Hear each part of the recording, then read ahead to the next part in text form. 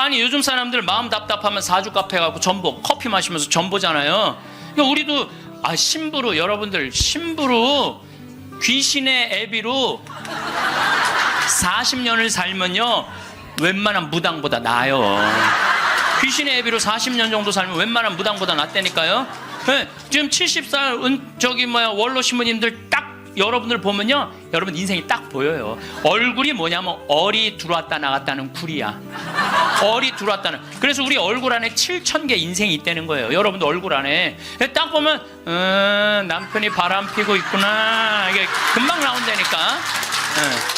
웬만한 점쟁이 무당보다 낫다니까요.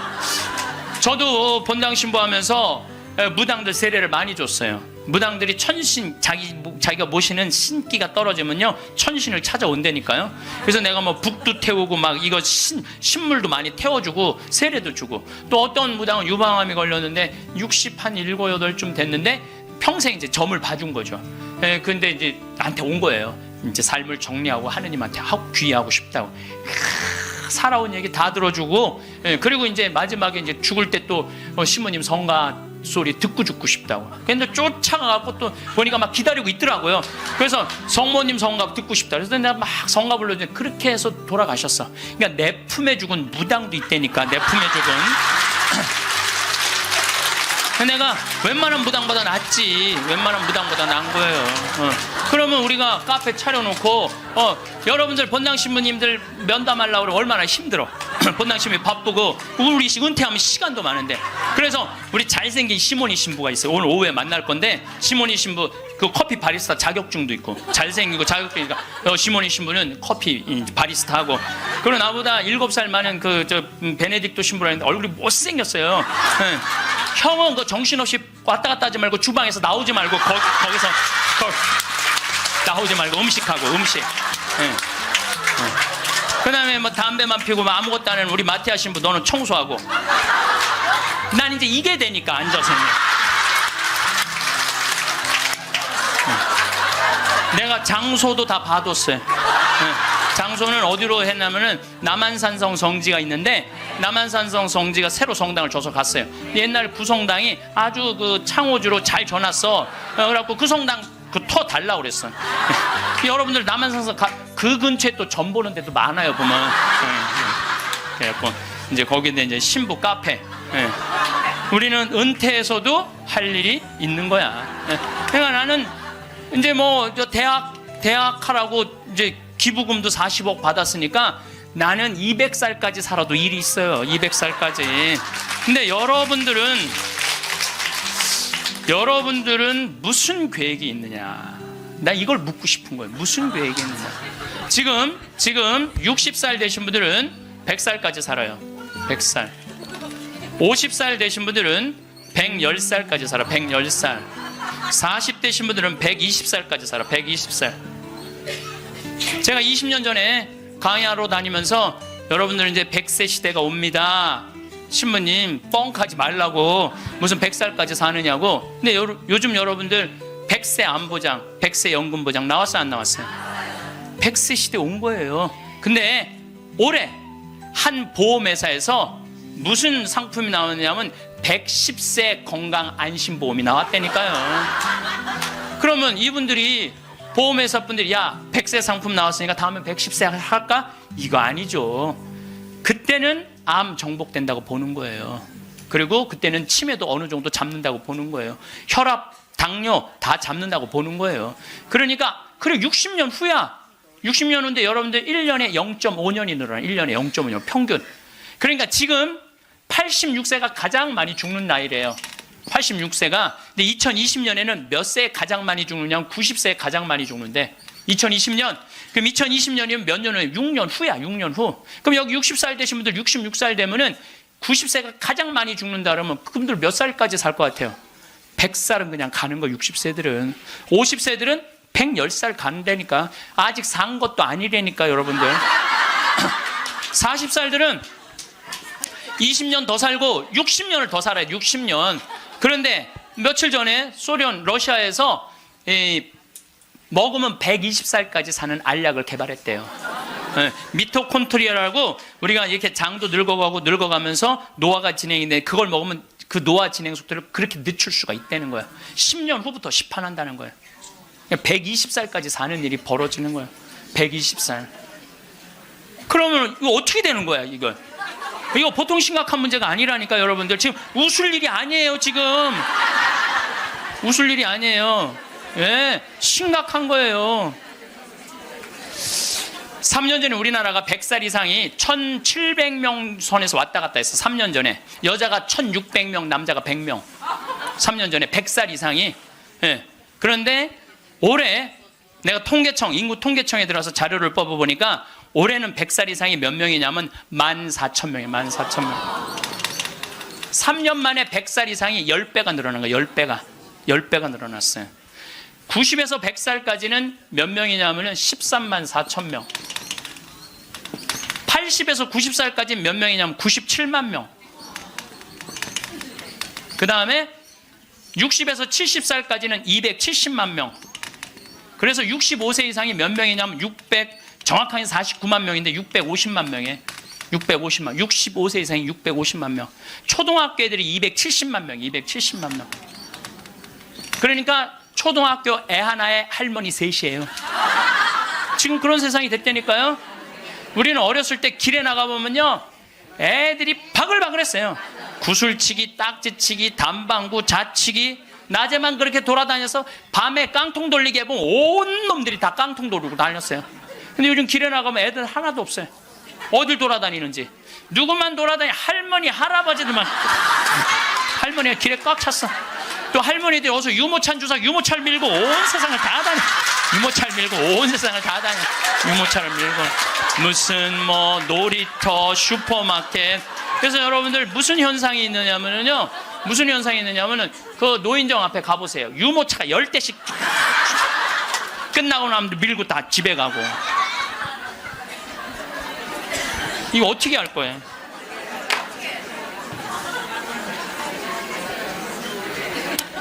조선시대 왕들은 평균 연령이 조선시대 왕이 27명이었어요. 27명이 있었는데 평균 연령이 46.1세였어요.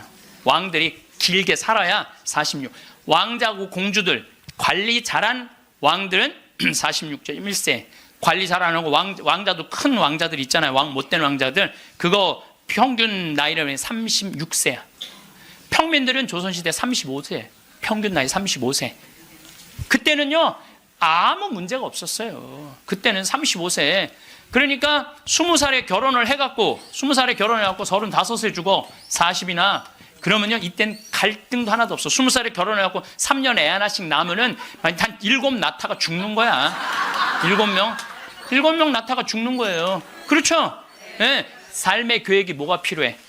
그리고 마지막 막내는 놔놓고 누구한테 맡기느냐면 장남한테 맡기고 죽는 거예요. 네. 장남한테 맡기고 죽는 거예요. 네. 계획 세울 필요가 없어요. 근데 지금은 안 죽어. 이게 보통 심각한 문제가 아니에요. 이게 안 죽는 바람에 모든 문제가 다 생기는 거야. 안 죽는 바람에. 여러분 요즘 연금 얘기 참 많이 나오죠? 연금 공무원들이 20년 의무로 내면은 그 다음부터는 받아 먹을 수 있는 거예요. 그럼 20년 냈으면은 20년만 받아 먹어야지. 120살까지는 몇 년 받아 먹을 것 같아요? 60년 받아 먹는 거. 60년. 여러분들 나라 망할 것 같아요? 안 망할 것 같아요? 망하게 돼 있어요. 이거는 불보듯 뻔한 거예요. 그리스, 스페인, 그래서 망한 거예요. 그래갖고 좀 나라 이제 자식들을 위해서 좀 후손들을 위해서 연금 좀 깎자고 지금 국회에서 정부에서 그러는 거 아니에요? 계산 뻔히 나오니까 그 연금 깎자고 그랬더니 깎으려는 연금을 안 깎고 머리 깎고 안 된다고 그냥.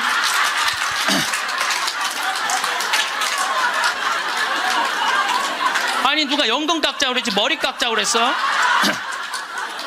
그런데 여러분들 이게 웃지도 울지도 못할 일이에요. 웃지도 울지도 못할 일이야. 이게 지금 우리나라가 지금 무대책이야. 무대책. 아무 대책이 없는 거야. 그래서 연금 문제에 걸리지. 치매가 우리나라가 지금 58만 명이에요. 여러분들 35살 때 죽을 때 치매 걸려요? 이땐 치매 걸릴 시간도 없어요. 근데 지금 80, 90 방에 가만히 앉아 있으면요, 네가 누군지 내가 누군지도 모르고 그냥 이러고 있는 거예요. 네가 누군지 내가 누군지도 모르고. 그러면 치매가 이렇게 있으면은 이 한 집에 5, 6 매달려 있다고 보면은 300만 명이 치매 때문에 고통을 겪고 있는 거예요. 모든 문제는 안 죽어서 생기는 문제예요. 그리고 난 정치인들도 보면 참 머리 나빠. 여러분들 65세가 650만 명, 50세까지 따면 거의 1000만 명인데 이제는요 진보가 보수를 이길 수가 없어요. 진보가 보수를 이길 수, 늙으면 보수로 될 수밖에 없거든. 그러니까 노인들은 또 투표를 또 얼마나 열심히 해요. 똑같이 직장. 이게 무슨 얘기냐면은 사회가 변할 가능성이 없다는 거예요.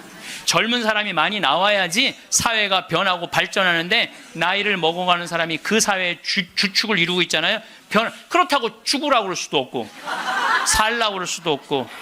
그러니까 결국은 누가 변해야 되냐면은 여러분들이 변해야 되는 거예요. 내가 삶을 어떻게 살아갈 것이냐, 이거 보통 생각해야 되는 거 아니에요. 그냥 진짜 웃을 일이 아니라니까요. 지금 여러분들 웃을 일이 아니에요. 그런데 우리나라가 65세 이상 노인들이 OECD 국가 중에 가장 가난해. 가장 가난해. 근데 여러분들 왜 가난한 줄 알아요? 국가가 잘못해서 가난했을 것 같아요?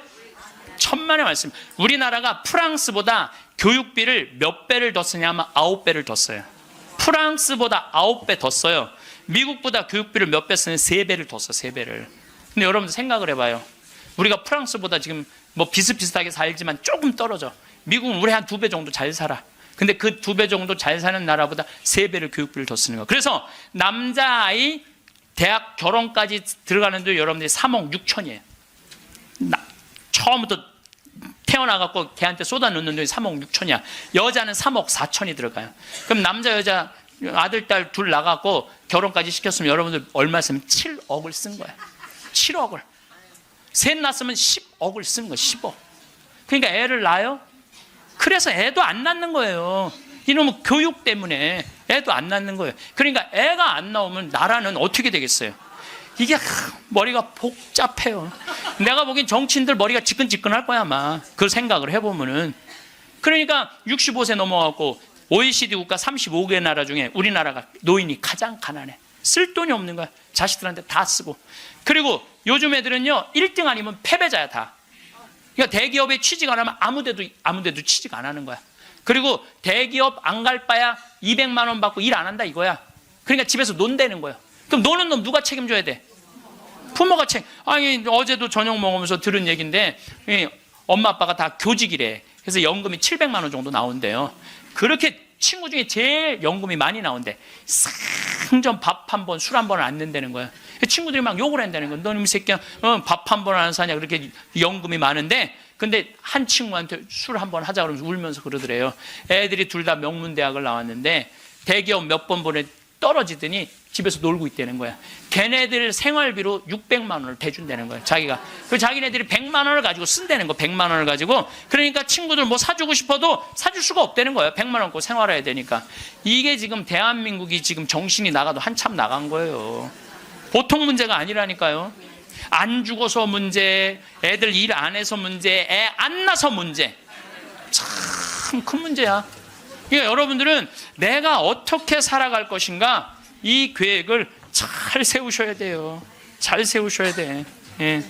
또 이 나이를 먹어갖고 어떤 문제가 있느냐면은 70세 드신 분들 이 경제적인 문제가 지금 가장 심각한 문제고 또 하나는 무기력증에 빠져요. 사는 게 재미가 하나도 없어.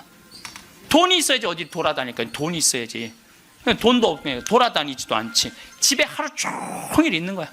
집에 하루 종일 있으니까 생전 웃을 일이 없네. 하루 종일 한 번도 안 웃어요. 보면은 한 번도 안 웃어요. 한 번도 안 웃으니까 남이 웃긴 얘기하면은 웃긴 웃어야 되는데 어떻게 웃어야 되는지 모르는 거야. 이 썩은 미소가 나오는 썩은 미소가. 한 번도 안 웃으니까 무기력증에 걸리는 거예요. 그러니까 70살 넘으면 웃기라도 해야 되는데 안 웃고 가만히 있으면 눈두덩 쳐져요 안 쳐져? 눈두덩 눈가 쳐지고 볼 쳐지고 입가 쳐지고 소파에 앉아고 가만히 텔레비 보고 있으면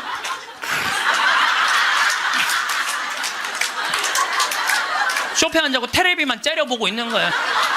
아니 텔레비가 뭘 잘못했다고. KBS 한번 째려보고 MBC 한번 째려보고 SBS 한번 째려보고 평화방송 볼 때 더 째려봐. 저 무슨 얘기하는 건가.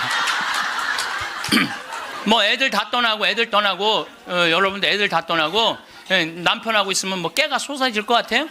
깨 안 쏟아져요. 신혼 때나 깨가 쏟아지는 거지. 소파 앉아 이렇게 있는데 남편이 지나가면은 투명 인간이 지나가나 보다.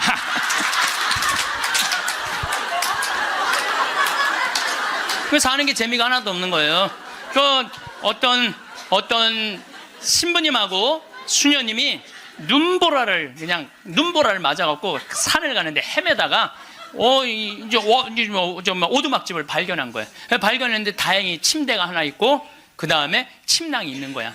담요는 이제 바닥 옆에 있고, 그래서 신부님이 수녀님 침대가 하나밖에 없으니까 나는 남자니까 수녀님은 침대에서 주무시고 나는 침낭에서 자겠다고. 그래갖고 이제 이렇게 이제 겨우 이제 그 어른 몸을 녹이고 신부님이 침낭에 이렇게 자꾸로 올고 잘라 그러는데 수녀님이 신부님 저 너무 추워요 그러는 거예요. 그래갖고 신부님 어떻게 해? 자꾸를 열고 다시 나가갖고 담요를 하나 이제 갔다가 이제 수녀님 덮어줬어. 수녀님 이제 따뜻할 거라고. 그래갖고 이제 다시 이제 들어와갖고 이제 침낭을 딱 이렇게 해갖고 좀 잠을 막 들어갈 때 수녀님이 신부님 저 정말 추워요 그러는 거예요. 짜증이 나는데 어떻게 해? 남자인데. 그래갖고 다시 이걸 열고 다시 담요를 하나 수녀님 덮어. 수녀님 진짜 이제 따뜻할 거라고. 그래갖고 이제 겨우 잠을 일어나. 신부님 저 정말 추워요 그러는 거예요. 신부님이 딱 일어나서 수녀님 사실은 여기 우리 둘밖에 없다. 아무도 우리 둘이 있는 거 모른다. 그러니까 수녀님 우리 부부처럼 오늘 밤을 좀 지내자. 그랬더니 수녀님 아우 좋아요 그랬어요. 수녀님이 아우 좋아요. 그래 아유 좋아요. 그래서 그럼 부부처럼 하는데 내가 지금부터 말을 좀 하겠다. 수녀님 그 수녀님 말을 내가 빼겠다. 당신 자꾸 짜증나게 할 거야? 그 빌어먹을 담요 당신이 갖다 덮어. 나 잠 좀 자게 나도 좀. 여러분들 부부가 이게 다정하게 이렇게 살다가 늙으면 좋은데 서로 맨날 짜증이 나느니 뭐 지겹대느니 이런 소리 하면은요 늙어서 한 집에 살아도요 있으나 마나요. 있으나 마나야. 하루 종일 혼자 텔레비. 이제 저녁에 며느리가 어머니 식사하세요 방문 땅땅 두들겼는데 또 이 시어머니 또 전기세 또 불은 깜깜하게 꺼내 째려보던 눈빛 그대로 파란 텔레비 불빛에 밥 먹으라고 이렇게 째려보면요 며느리가 심장이 땅땅 떨어지는 거예요. 사람은요 눈꼬리가 올라가지 이쁜 거야. 입꼬리가 올라가지 이쁜 거예요. 그래서 젊은 사람이 웃을 때 시원한 게 눈꼬리가 올라가고 입꼬리가 올라가서 시원한 거예요. 내가 이렇게 이렇게 젊은 사람은 눈에 확 띄어요. 눈꼬리 쫙 올라가고 입꼬리 올라가서. 또 나한테 강의 들어오면 그냥 와. 신부님한테 온다고 연필로 막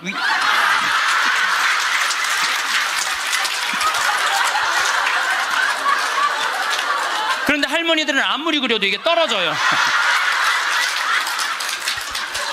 그래서 제가 드리는 말씀은 무기력증에 빠져 살지 말고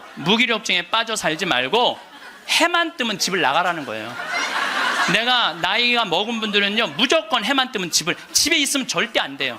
해만 뜨면 그리고 나이 70살 80살 넘어서 집을 나가주는 게 예의야. 예의. 집에 있으면 안 된다니까요. 그리고 가끔 1박 2일씩 사라져주는 것도 예의에 사라져주는 거. 강원도 평창 생태마을로 사라져주는 게 예의라니까. 하루 종일 웃지도 않고 있으면 뭐가 행복하겠어요.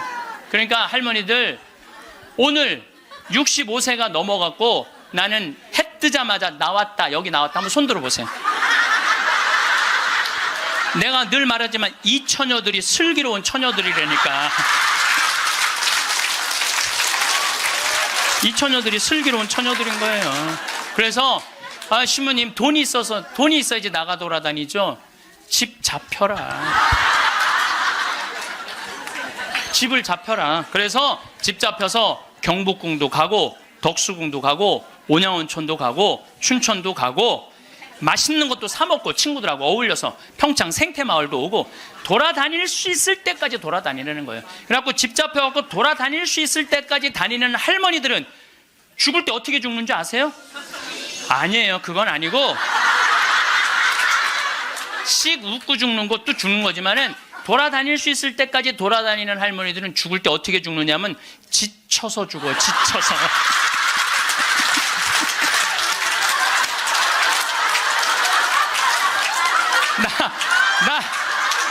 그러니까 95살쯤 돼갖고 나 도저히 못 돌아다니겠다. 나 힘들어서 도저히 나 이제 가야 되겠다. 그러면서 씩 웃으면서 죽는 거, 지쳐서. 근데 어떤 사람들이 사람을 미치게 만드느냐 하면 돈 쓰는 거 무서워갖고 뒷방에 가만히 앉아있는 거예요. 뒷방에 가만히 앉아있으면은 여러분들 그 다음에 허벅지에 근육이 풀려요. 허벅지에 근육이 풀리면 그 다음에 하는 일은 누워서 똥 싸는 거예요. 똥 싸는 거예요. 그 다음에 그 집에 할머니가 똥을 싸기 시작하면 그 집은 기쁨은 다 사라지는 거예요. 냄새가 얼마나 기분 나쁘게 하겠어요. 본인도 괴롭지만 그걸 옆에서 지켜보는 사람들. 그러니까 여러분들 자식을 위하는 거는요, 자식 걱정하는 게 아니에요. 자식을 위하는 건 내가 마지막까지 죽기 직전까지 내 발로 화장실 가주는 게 정말 자식을 위하는 거예요. 그러니까 마지막까지 화장실을 가주기 위해서는 뭐 해야 돼? 운동해야 된다. 운동. 제가 말씀드리는 거. 운동. 네, 운동. 여러분들 2살 때 자랑스러운 게 뭔지 알아요? 똥오줌 가르는 거예요. 2살 때 자랑스러운 건 똥오줌 가르는 거예요. 3살 때 자랑스러운 건 뭐냐면 이가 나는 게 자랑스러운 거예요. 그렇죠? 12살 때 자랑스러운 건 뭐냐면 또래 친구가 있는 게 자랑스러운 거. 그때 엄마 아빠 필요 없어. 또래 애들이랑 막 뛰어놀고 다녀. 18살 때 자랑스러운 건 운전을 할 줄 아는 게 자랑스러운 거예요. 20살 때, 20대 때 자랑스러운 건 애인이 있는 게 자랑스러운 거예요. 애인이 있는 게. 35살 때 자랑스러운 건 돈을 버는 게 자랑스러운 거예요. 50살 때 자랑스러운 건 뭐가 자랑스러운? 돈이 많은 게 자랑스러워요. 60살 때 자랑스러운 건 뭐가 자랑스러운지 알아? 애인이 있는 게 자랑스러워. 그때도 애인이 있어. 자랑스러운 거예요. 70세 때 자랑스러운 건 뭔지? 운전을 할 줄 아는 게 자랑스러워. 75살에 자랑스러운 건 같이 여행 다닐 친구가 있는 거, 같이 밥 먹을 수 있는 친구가 있는 게 자랑스러워요. 80세 때 자랑스러운 건 뭔지 아세요? 이가 남아있는 게 자랑스러워. 이가 남아있는 게. 85세 자랑스러운 게 뭔지 알아요? 똥오줌을 가릴 줄 아는 게 자랑스러운 거예요. 85이 돼서도 내가 똥오줌을 가릴 수 있다. 그건 자식들한테 최고의 선물이에요. 그래서 뭐를 하라? 운동을 해라. 이 운동 얘기부터는 다음에 내가 강의를 여러분들한테 하도록 하겠습니다. 그전에는 40살, 50살까지 살 때는 치매가 뭔지, 노년의 외로움이 뭔지도 모르고 살았어요.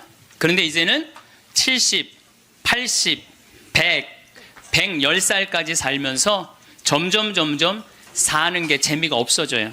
그래서 나이가 들면은 뭐가 드느냐면 무기력증이 든다고 말씀을 드렸어요. 여러분들 사는 게 재미가 하나도 없고 무기력증에 빠지면 그 다음에 오는 건 우울증이에요. 이제 병으로 발전해요. 우울증이 오고 나면 그 다음에 오는 건 자살밖에 없어요. 그래서 우리나라 그 할머니들 65세 이상 할머니들 그 우울증을 조사해 보면은 부부가 같이 노년에 살면 우울증이 21% 온대요. 그리고 자식하고 살면 27%가 온대요. 그러니까 여러분들 늙어서 자식들하고 살면은 행복할 것 같죠? 아니요. 행복하지 않아요. 그러니까 여러분들 나는 늙어서 자식한테 효도받고 산다? 아니에요. 나이를 70, 80, 90 넘어가면서 자식하고 살면은요, 서름받고 섭섭하고 또 내 마음 몰라주고 내가 저를 어떻게 키웠는데 나를 이렇게 무시해? 자기 오래 사는 줄 모르고 섭섭한 것만 생각해요. 자기 오래 사는 줄 모르고 섭섭한 것만 생각해요. 그러니까 자식하고 살면은 우울증에 더 많이 걸리는 거예요.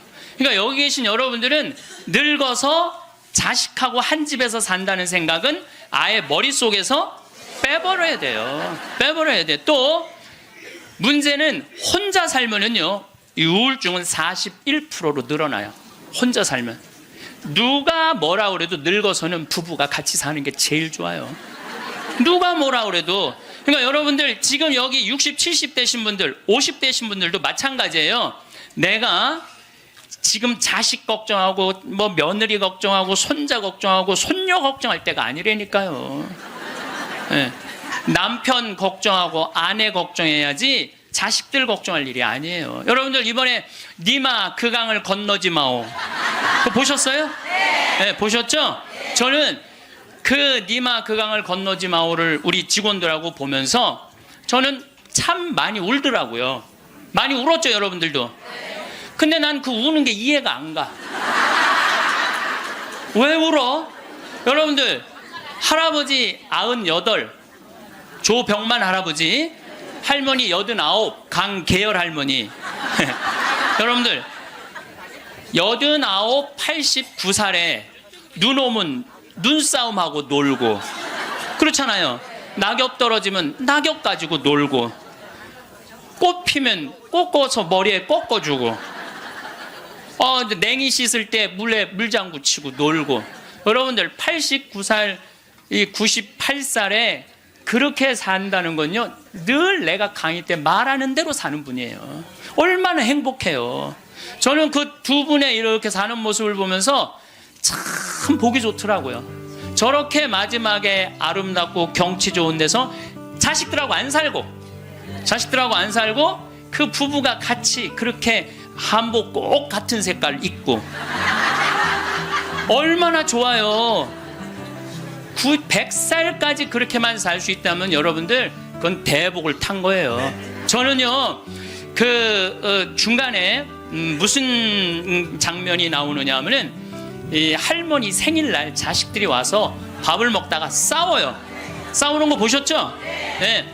뭐 네가 한번 아버지 아팠을 때 병원에 모시고 갔냐, 전화라도 한번 했냐. 그 싸우는 걸 보면서 많은 사람들은 가슴 아프게 생각을 하는데 전 전혀 그렇게 이건 여러분들 모두의 일이에요. 앞으로 대한민국의 모든 집에서 일어날 일이에요. 그리고 나는 그 자식들 100번 이해가 돼요.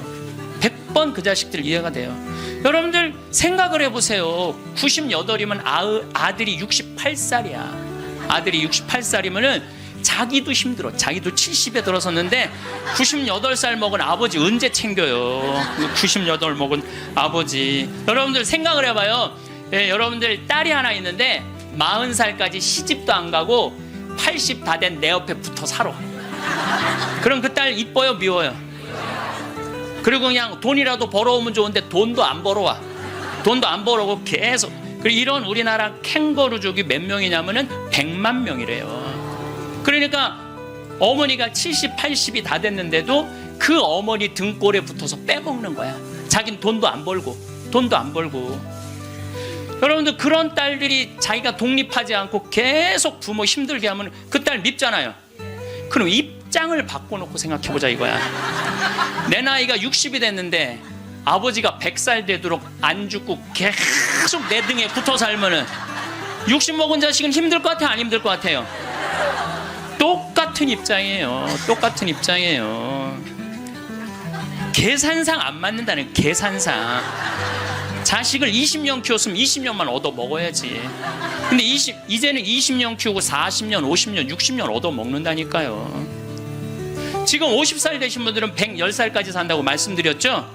그러면은 지금 50살 된 분들 110살까지 살면은요, 60살서부터 자식 기대고 산다면은요, 몇 년 얻어 먹는 거야? 50년 얻어 먹는 거야. 50년. 지금 40살들은요 120살까지 사는 거야. 그럼 60살서부터 자식 기대서 얻어먹고 산다면은요 60년을 얻어먹는 거야. 20년 기껏 키우고 난 다음에 60년 얻어먹는 게 말이 돼요? 그러니까 이제는 자식하고 산다는 거는 자식이 늙어서 나를 책임진다는 건 상상도 하지 말라는 거예요. 누가 책임져야 돼? 내 인생은? 내가 책임지는 수밖에 없어요. 아니 제가 늘 드리는 말씀이지만은 저는 고등학교 3학년 때까지 어머니 아버지가 저를 키웠어요. 저는 우리 집 막내로서 정말 사랑 많이 받고 자랐어요. 그 신학교 들어가니까 누가 날 키워줬어? 교회가 날 키워줬어. 신학교 교회가 신부되고 보니까 너무 고마워. 그래서 20년 동안 나 키워준 어머니 아버지한테 은혜를 갚으리라. 내가 받은 만큼은 돌려주리라. 그래갖고 내가 신부 돼갖고 첫 사목 활동비 받았을 때 45만 원인가 받았어요. 그 24년 전에요. 어머니 25,000원, 아버지 25,000원 용돈 드렸다니까요. 그렇게 20년 동안 한 달도 안 빠지고 용돈 드렸어요. 그 4년 전에 끝났어. 4년 전에 계산 끝났어요. 그런데도 어머니 아버지가 갈 생각을 안 하네. 아버지 85, 어머니 83인데 너무 정정하신 거예요. 근데 저는 괜찮아요. 왜냐하면 여러분들, 저는 사실은 어머니 아버지를 전 참 많이 사랑해요. 이제는요, 자식이 효도로 부모를 모시는 시대는 끝났어요. 자식이 부모를 얼마나 사랑하느냐가 결정적이에요. 너무 사랑하면 보고 싶잖아. 자꾸 같이 있고 싶고. 사랑은 그거 아니에요? 보고 싶고 같이 있고 싶고. 그러니까 아버지가 85이 돼도 어머니가 83이 돼도 항상 머릿속에는 시간만 되면 아버지, 어머니 보러 가고 싶다. 이 생각을 좀 갖고 있어요. 이건 효도의 차원이 아니에요. 사랑의 차원이지. 그러니까 나는 또 어머니, 아버지가 살아있는 게 좋아. 왜냐하면 어머니, 아버지 죽으면 아무도 없잖아요. 마누라가 있어, 자식이 있어, 누가 있어. 어머니, 아버지 죽으면 끝인데. 그래서 내가 어머니, 아버지한테 꼭 하는 말이 있어요. 올해도 가서 말씀드렸어요. 어머니, 아버지, 내가 70에 은퇴하니까 앞으로 딱 20년만 더 살아라. 그럼 아버지 105, 어머니 103이야. 그러니까 딱 20년만 더 살고, 그땐 내가 안 붙잡겠다. 그땐 죽어도 된다. 저는 상관없는데 여러분들은 상관이 있어요. 왜 상관이 있느냐면은 70살 된 여러분들, 50, 60살 된 여러분들은 지금 나도 힘들지만 자식 결혼시켜줘야지, 또 뭐 책임져야 될 게 얼마나 많아. 그런데 늙은 어머니, 아버지, 90, 100살 된 어머니, 아버지까지 살아있다면은 이건 너무 힘든 거예요. 너무너무 힘든 거예요. 그러니까 인생이 즐거운 게 아니라 인생이 온통 짐이야, 짐. 그러니까 온통 짐이 되기 싫으면은요, 여러분들, 짐이 되기 싫으면요, 내 인생은 이제 내가 책임지는 거예요. 내 인생은. 그리고 여기 80 넘으신 분들 가운데 자식이 전화 안 한다고 섭섭해하지 말아요. 자식이 전화 안 한다고. 당연히 잊어먹을 때도 돼요. 그 나이 되면은. 그 나이 되면 잊어먹을 때도 돼요. 어머니, 아버지가 있는지 없는지도 모르는데 무슨 전화야, 전화는. 응. 그리고 정 목소리 듣고 싶으면 본인이 하세요. 전화기 째려보고 있지 말고. 1번 누르면 큰아들, 2번 누르면 작은아들 나오는데 그걸 못하고 이놈의 새끼들이 손가락이 없어, 발가락이 없어, 왜 전화를 안 해? 자기가 하면 되지. 그래서 늙어서는 뭐를 버려야 되냐면 거지 근성을 버려야 돼요. 예. 누가 나한테 해주겠지, 날 찾아와 주겠지, 이런 생각 절대 하지 말라는 거예요. 이제 여러분들 내 인생을 내가 책임지는 방법은 딱 한 가지밖에 없어요. 자식 학원 끊는 거예요. 자식 학원 끊고 대학 다닌 자식 있으면 휴학시키고, 그리고 결혼은 네가 벌어서 가라고 그러는 거예요. 이 대한민국 이 세 가지가 안 되잖아요. 그럼 모두가 불행할 수밖에 없어요. 근데 우리나라 애들이 지금 얼마나 허약하냐 하면, 우리 생태마을은 참 일이 1년 내내 일이 너무너무 많아요. 그래서 사람이 많이 필요해요. 사람이 많이 필요해갖고 내가 고등학교 졸업생들 많이 뽑았어요. 근데 10명 중에 9명은 가요. 일주일도 일을 못하고. 10명 중에 9명이 왜 일주일도 못하고 가는 줄 알아요? 초등학교, 중고등학교 24시간 책상에만 앉아 있었던 애들이야. 책상에만. 그러니까 끈질기게 노동을 하는 걸 배워본 적이 없어. 여러분들, 유럽 아이들, 미국 아이들은요, 이 스포츠를 너무너무 중요하게 여겨요. 그래서 토요일 날, 일요일만 되면은 엄마 아빠들이 애들 운동하는 거 계속 지켜봐요. 그래서 내가 이번에도 미국 쪽에 이 워싱턴 쪽에 강의를 갔는데 그러더라고요. 여기 우리 사회는요, 운동을 못하면은 사람 대접을 못 받는다는 거예요. 자기 아들 지금 럭비를 시킨대. 우리나라 럭비를 시키는데 초등학교 6학년 애야. 너무너무 럭비를 잘한다는 거예요. 그러니까 그 럭비 데리고 다니는 게 일이야. 그러니까 걔네들은 기본 끈기가 있는 거야. 운동을 하니까. 근데 우리나라 애들은 운동이 어디 있어? 국어, 영어, 수학 외우느냐고 그냥 대학교 때까지 책상에 앉아 있는 거야. 이런 애들이 생태마을에 와서 아침 9시부터 저녁 6시까지 일을 해봐요. 못 견뎌요. 뭐 하루 만에 가는 놈, 이틀 만에 가는 놈, 일주일 만에 가는 놈. 제가 그 돌아가는 아이들을 보면서 이거 큰일 났구나. 대한민국 이거 큰일 났구나. 전부 머리 쓰는 일만, 그것만 일이라고 생각하고 노동을 귀하게 여기지. 여러분들, 노동을 귀하게 여기지 않으면요, 그 사회는요 끝나는 수밖에 없어요. 로마가 왜 망했어요? 자기 나라 지키는 용병 다 용병 갖다 써갖고 망한 거예요. 우리나라도 지금 외국인 노동자들 엄청나게 들어오잖아요. 그러니까 중소기업에 가보면 전부 사람이 없다고 난리야. 그런데 국가에 보면은 지금 애들 캥거루족이 100만 명에 취직 못하는 애들 200~300만 명이 넘게 집에서 그냥 노는 거야. 아무 일도 안 하고 엄마 돈 빼먹는 거죠. 엄마 아빠 등골 빼먹는 거예요. 그거는 엄마 아빠의 등골만 빼먹는 게 아니라 80, 90까지 살 엄마 아빠 등골까지 다 빼먹는 거예요. 이게 여러분들 보통 심각한 문제가 아니에요. 대한민국 지금 심각해요. 자식들한테 돈 다 뺏긴 노인들 쓸 돈이 없어서 집 안에만 그냥 박혀 있는 거예요. 공원에 나가 이렇게 장기 바둑 두는데 기웃거리다가 집에 들어오는 할머니들 참 많아요. 결국 사는 맛 하나 없이 사는 노인들이 극단적으로 자살이라는 걸 선택할 수밖에 없어요. 여러분들 우리 가톨릭 안에 자살은 구원받을 수 없다고 그러잖아요. 마지막을 자살로 삶을 마감하면 어떻게 해요? 우리나라가 10만 명당 평균 자살 숫자가 31명이에요. 근데 참 재미난 통계가 있어요. 60대는 10만 명당 51명으로 늘어요. 그러니까 나이를 먹을수록 더 많이 자살하는 거죠. 70대는 몇 명으로 늘어나냐면 79명으로 늘어나요. 70대는 79명. 80대는 몇 명으로 늘어나냐면 127명으로 늘어나요. 80대는. 그러니까 80대가 돈 없지, 자식 안 찾아오지, 병 들었지, 결국은 우울증 걸려서 선택하는 거는 자살밖에 없다는 거예요. 왜 삶을 그렇게 마감하냐 이거예요. 근데 이게 다 여러분들 욕심 때문에 그래요. 욕심 때문에 애들을 망치는 거예요. 여러분들 지금 이 초등학교 학생들이 오늘 굉장히 많이 왔는데 이거 굉장히 막 아주 이거 획기적인 일이 지금 벌어졌어요 지금. 이 초등학생들이 쟤네들이요 선행학습을 학원에 가서 한 번 하고 집에서 숙제하고 그리고 학교 가면은요 선생님이 가르친 게 재미가 하나도 없대요. 세 번째 공부하니까. 세 번째 그러니까 선생님이 존경스럽지가 않은 거야. 그래서 쟤네들이 학교 다니는 게 재미가 하나도 없는 거예요. 여러분들 학교 다니는 게 재미가 없는 애들이 나중에 어떻게 될 것 같아요? 컴퓨터 게임에 빠지는 거예요. 근데 그게 선행학습이 누구 때문에 벌어지는 거냐?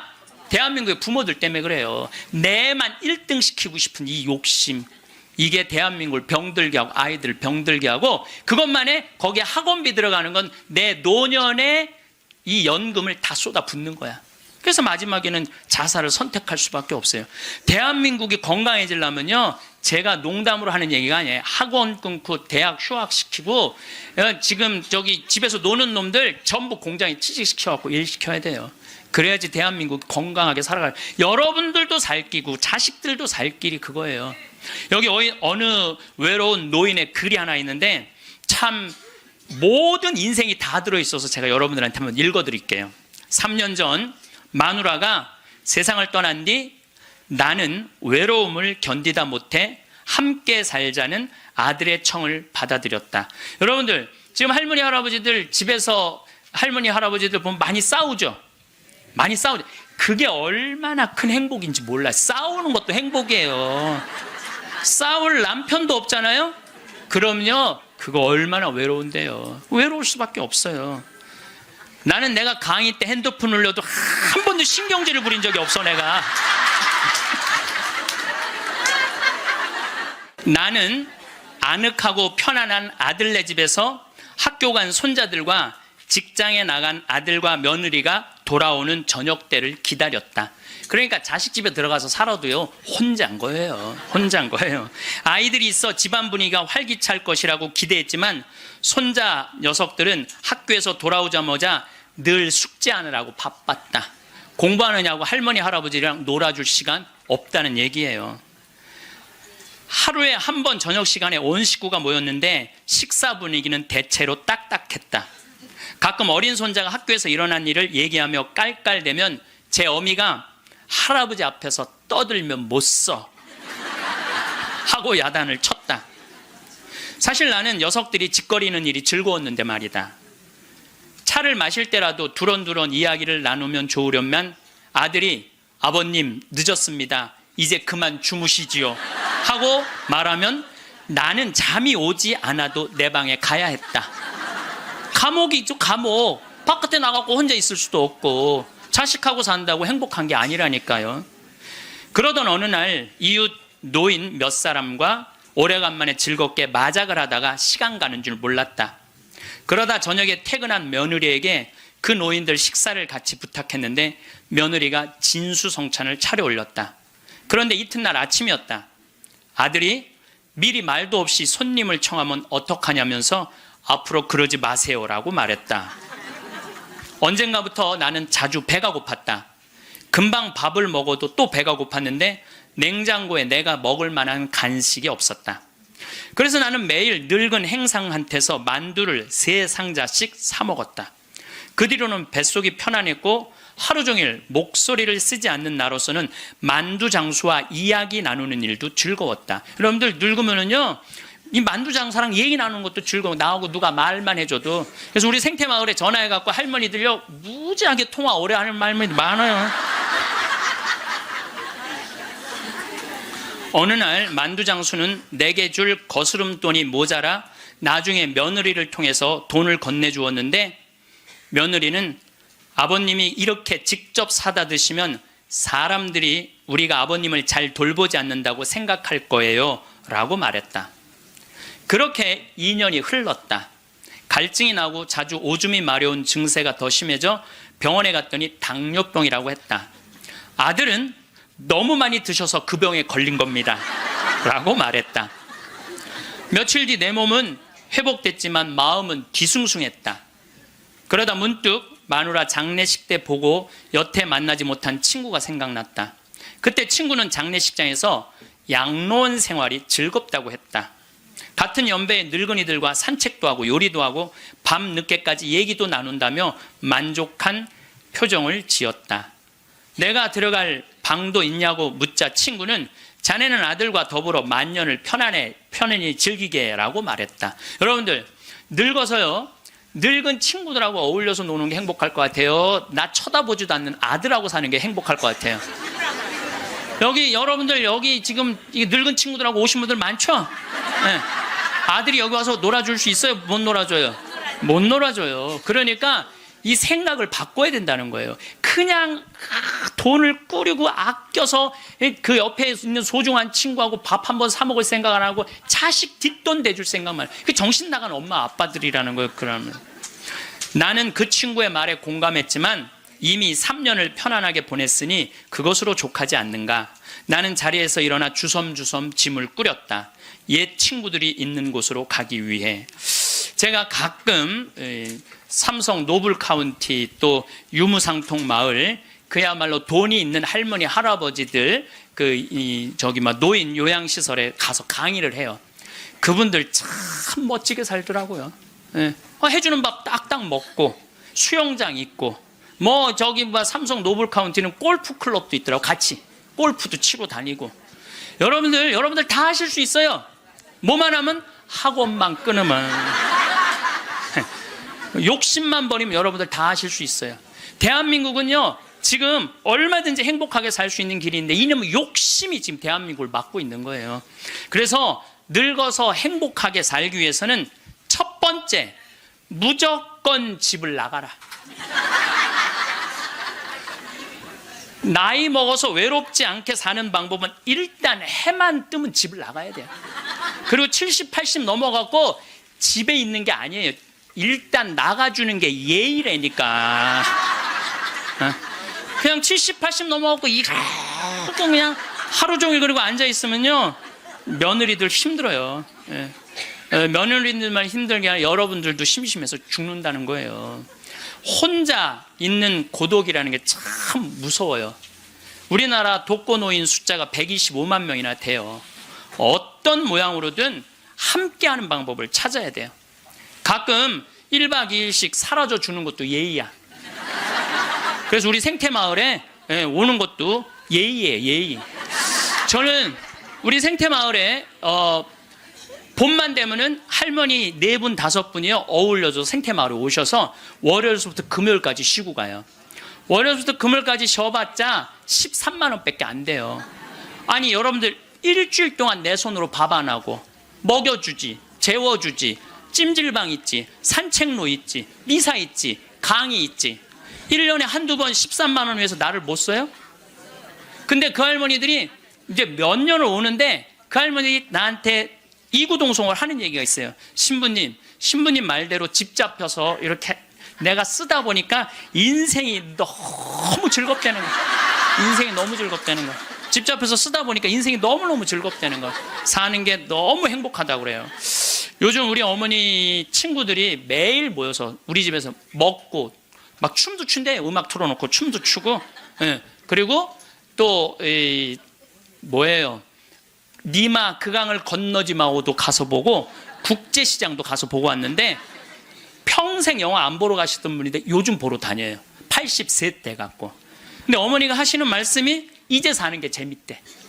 쓰니까 재밌는 거 쓰니까. 여러분들 국제시장에 유일한 내 귀에 들어오는 단어가 딱 하나 있어요. 이 한덕수라는 친구가 함흥 일사후퇴에서 오잖아요. 네가 장남이니까 네 책임져지라고. 그러니까 이제 자기가 대학도 못 들어가고 파독 광부가 되죠. 그런데 다시 돌아와요. 해양대학에 합격을 해요. 돌아와서. 근데 베트남 또 참전을 가요. 동생하고 꽃분이네 가게 그거 구한다고. 근데 그 부인이 한마디 해요. 당신 왜 가족을 위해서만 사느냐고. 당신을 위해서도 살으라고. 당신을 위해서도 살으라고. 그런데도 이 사람은 끝까지 가족을 위해서 마지막까지 살죠. 그 여의도에서 막순이라고 함흥에서 놓친 그 이제 미국에 이제 입양돼 갖고 정말 눈물 콧물 다 빼죠. 근데 저는 이런 생각이 들어요. 대한민국에 지금 70, 80대 되신 분들이 이 나라 일으켜 세운 거예요. 이 나라 일으켜 세우고 고생이란 고생은 다 하고. 그럼 이제 호강할 때도 됐는데 아직도 뭐가 몸에 뱉냐면 나 같은 게 무슨 호강이야. 이런 생각을 하는 분들이 너무 많아요. 그래서 여러분들 제발 집을 나가세요. 네. 집을 무조건 나가야 돼요. 집을 나가야지 집 안에 있으면 안 돼. 그래서 월요일 날은 경복궁이 쉬죠. 화요일 날은 경복궁, 수요일 날은 덕수궁, 목요일 날은 창덕궁, 금요일 날은 국립박물관, 토요일 날은 온양온천. 전철 공짜냐. 온양온천 갔다 오고, 일요일 날은 춘천 갔다 오고. 그렇게 계속 돌아다니는 거예요. 계속. 돈 하나도 안 들어요. 다 무료 입장이야. 다 무료 입장. 내가 말하는 데는 다 무료 입장이야. 그렇게 계속 돌아다니다 보면은요, 죽을 때 어떻게 죽는다고? 지쳐서 죽는다니까. 지쳐서. 죽을 때 지쳐서 죽어야 돼. 미국에서는 할머니, 할아버지들 사진을 찍어놔요. 사진을 찍어놓고 3개월 동안 뭐를 시키느냐 하면은 3개월 동안 뭐를 시키느냐 하면은 운동을 시켜요. 헬스도 하게 하고, 그 다음에 파티도 하게 하고, 럭비도 하게 하고. 그렇게 3개월 동안, 그 3개월 후에 다시 사진을 찍어요. 그랬더니 3개월 전에 찍은 사진보다 3개월 후에 찍은 사진이 훨씬 젊게 보이더라 이거예요. 사람은요, 어떤 마음을 가지고 사느냐에 따라서 생김새도 달라진다는 거예요. 나는 늙었어. 난 이제 죽을 거야. 죽을 날만 계속 기다리고 있잖아요. 그러면 그냥 죽는 거예요. 우리나라 의사 선생님들이 100살 넘은 분들한테 문의를 했어요. 손수건 있어요. 걱정하지 마세요. 여러분들이 너무 많아갖고 지금 더워서. 또 강원도는 오늘 영하 17도예요. 영하 17도라 내복을 입고 왔더니 우리는 내복을 안 입으면은 추워서 못 살아요. 어쨌거나 100살 넘은 분들한테 물어봤어요. 이렇게 100살까지 어떻게 건강하게 사느냐고. 근데 100살 넘은 모든 분이 똑같이 뭐라고 얘기냐면 해만 뜨면 집을 나간다는 거예요. 여러분 오늘 해만 뜨면 여기 나오니까 좋아요 안 좋아요? 좋잖아. 천주교가 얼마나 할 일이 많아요. 그래서 여러분들 나는 성당 다니는 거 나이 먹어서 참 좋다고 생각해. 성당 다니는 거. 성당 갈 때까지 걸어가요 안 걸어가요? 걸어. 올 때 걸어오고. 그리고 또 우리 천주교가 미사 참여할 때 그냥 놔둬요. 일어나라, 앉아라, 들어와라, 나가라. 얼마나 많이 시켜 미사 때마다. 그리고 여러분들 나이 먹어서요, 이렇게 많은 사람들 속에 어우러져 있으면요 자기가 의식이 젊어진대요. 그래서 뭐가 안 걸리냐면 치매가 안 걸리는 거예요. 치매가. 그래서 레주하는 할머니들이 되게 자다가 돌아가신대. 많이 끝까지 활동한다가 지쳐서 죽는 거예요. 지쳐서. 레주하는 할머니들이 끝까지 활동하다가 지쳐서 죽는 거. 지쳐서. 그러니까 여러분들 성당 다니는 거 참 좋은 거예요. 그리고 제가 권하는 거는 무기력증에 빠지지 않기 위해서 가장 중요한 거 운동하는 거예요. 헬스 자전거 타는 거. 헬스 자전거 꼭 타세요. 허벅지에 근육이 풀리잖아요. 그때부터 누워서 똥오줌 싸는 거예요. 여러분들 누워서 똥오줌 싸는 사람들 많이 보셨어요? 아마 내가 제일 많이 봤을 거야. 누워서 똥오줌. 왜냐면 환자 봉송체 나가니까. 그러면요 한 5년 10년 누워서 똥오줌 싸는 집에 들어가잖아요. 온 집안에 냄새가 배 있어요. 온 집안에. 그러니 그 집이 기쁨이 있겠어요, 없겠어요? 본인만 삶의 질이 떨어지는 게 아니라 그 가족 전체가 삶의 질이 떨어지는 거예요. 또 내가 또 가정방문 간다고 또 청소해놓고 향수는 뿌려갖고 이게 향수하고 섞여갖고 무슨 냄새인지 구분이 안 돼.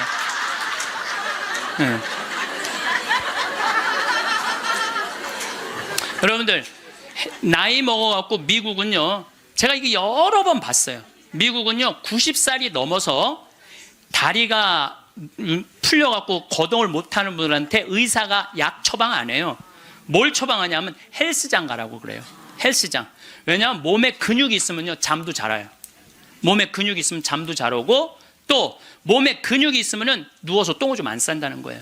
그래서 어떤 할아버지는 헬스를 하면서부터 어깨가 넓어져갖고 양복을 다시 맞추고 춤도 추고 그런다는 거예요. 또 나이 먹어갖고 좋은 건 춤추는 거예요. 이게 나이 먹어갖고 춤처럼 좋은 게 없다는 거예요. 가장 자연스러운 운동 중에 하나가 춤이라는 거예요. 그래서 요새 노인복지관에서 춤 프로그램이 참 많잖아요. 가서 춤만 추세요. 또 눈이 맞아갖고 막 뭐 결혼을 하느니 마느니.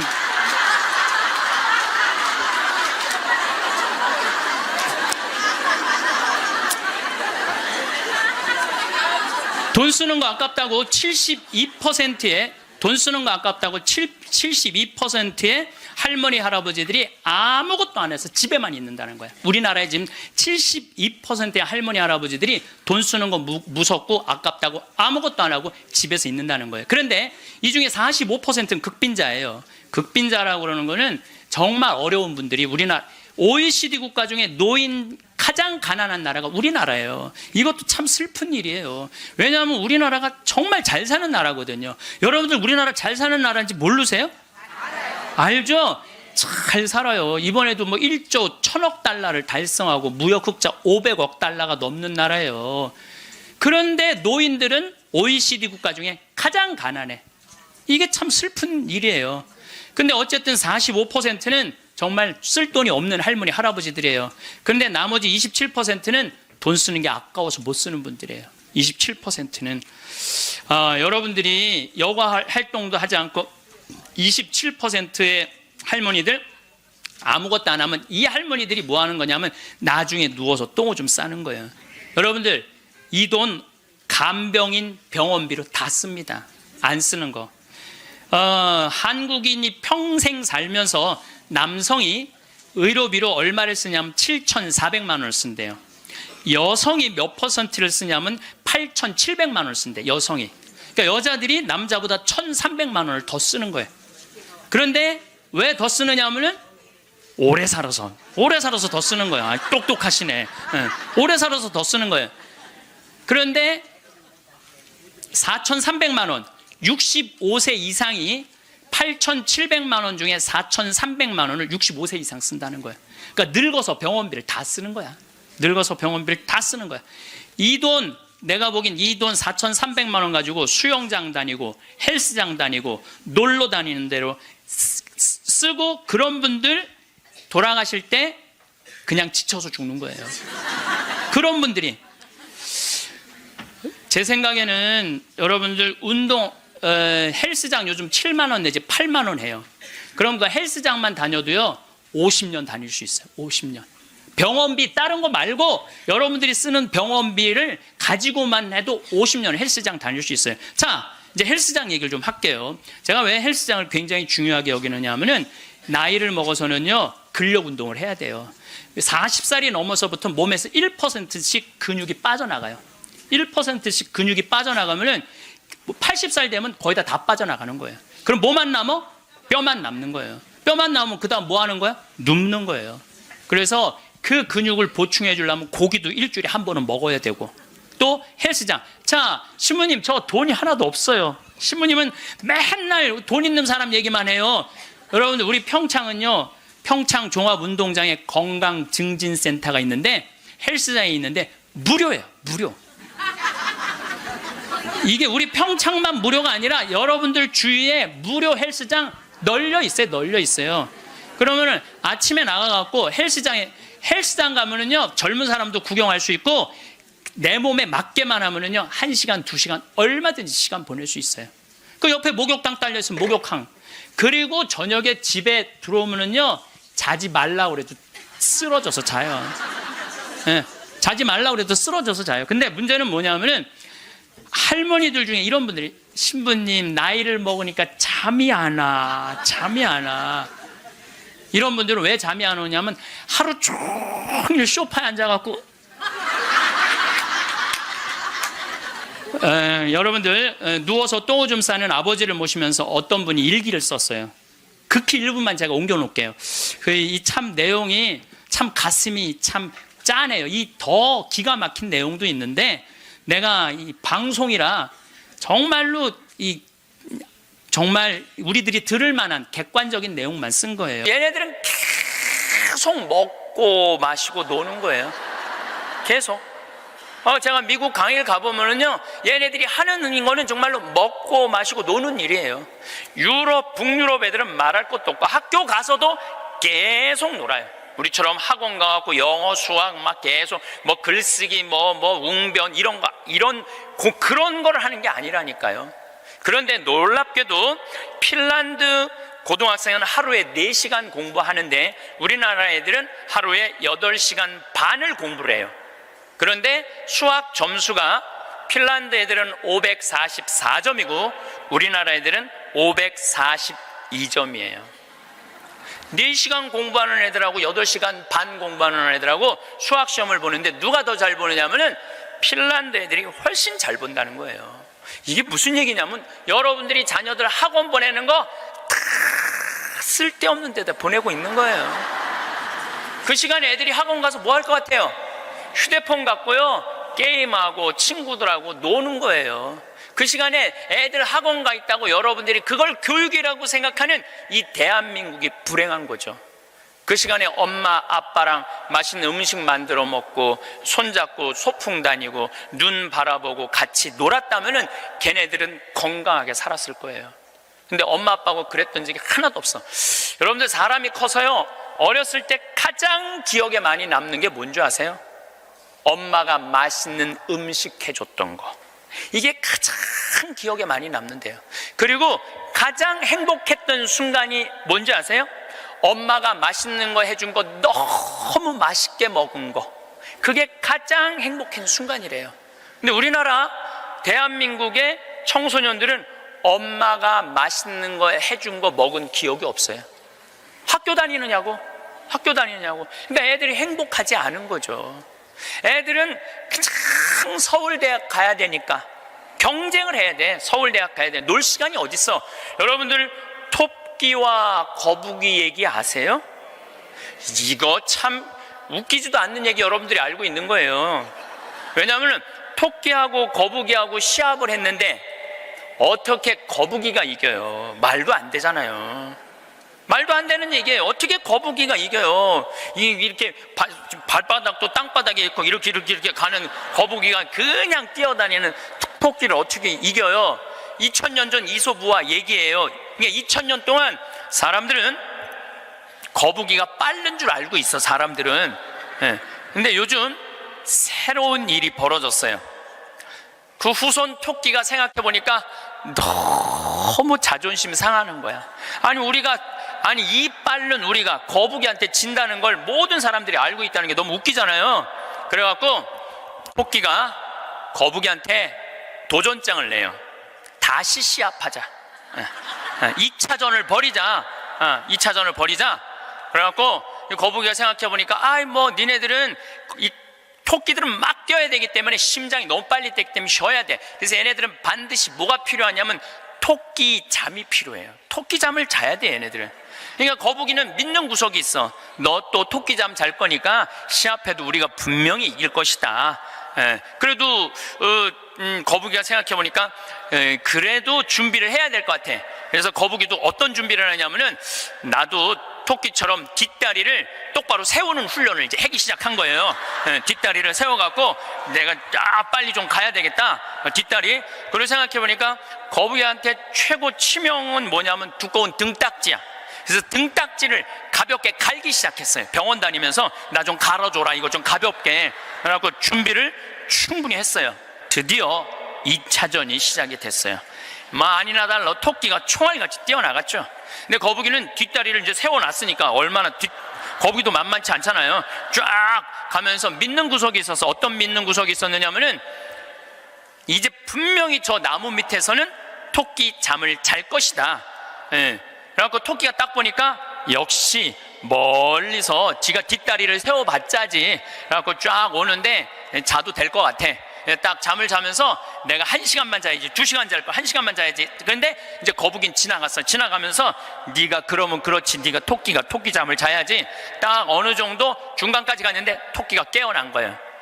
2시간 잘 거 1시간 훈련을 열심히 했으니까 1시간 만에 딱 깨어나갖고 거의 결승점 도달점에 총알같이 토끼가 지나간 거예요. 그리고 거북이가 가다 보니까 토끼가 지나간 거예요. 그래서 이제 토끼가 이 불명예를 씻었어요. 드디어 이제 모든 이 짐승계에는 드디어 토끼가 이겼댄다. 걔가 토끼잠을 줄여갖고 그 거북이를 이겼댄다. 근데 이제 누가 슬프기 시작했느냐면 거북이가 슬프기 시작했어요. 내가 지다니, 이건 있을 수 없는 일이다. 내가 2000년 동안 거북이의 그 성실성 하나로 거북이가 토끼를 이겼다고 모든 세상이 다 알고 있는데 내가 이게 지다니, 이건 있을 수 없는 일이다. 절치부심한 거북이가 다시 토끼한테 도전장을 냈어요. 한 번 더 붙자. 3세판이다. 3세판. 한 번 더 붙자. 토끼가 그래? 뭐 그러면은 귀양 내가 명예를 씻으려면 완전히 씻어야 되니까 한 번 더 붙자. 이번에 거북이는 아무리 생각해도 뒷다리 갖고는 안 될 것 같아. 앞다리까지 세우는 훈련을 한 거야. 이거를 이렇게 똑바로 세우는 훈련을 한 거야. 그래갖고 정말 피나는 훈련을 해갖고 근육을 다 세웠어요. 그리고 생각해보니까 이 등딱지는 갈아서 될 게 아닌 것 같아. 현대 세계가 왔으니까 저기 우주 비행선에 쓰는 아주 가벼운 합금판 뚜껑이 있다는 얘기를 듣고 그걸 가갖고 갈았어요. 이제 이 뚜껑을 너무너무 가볍게. 토끼 못지않게 이제 이 속력이 났어요.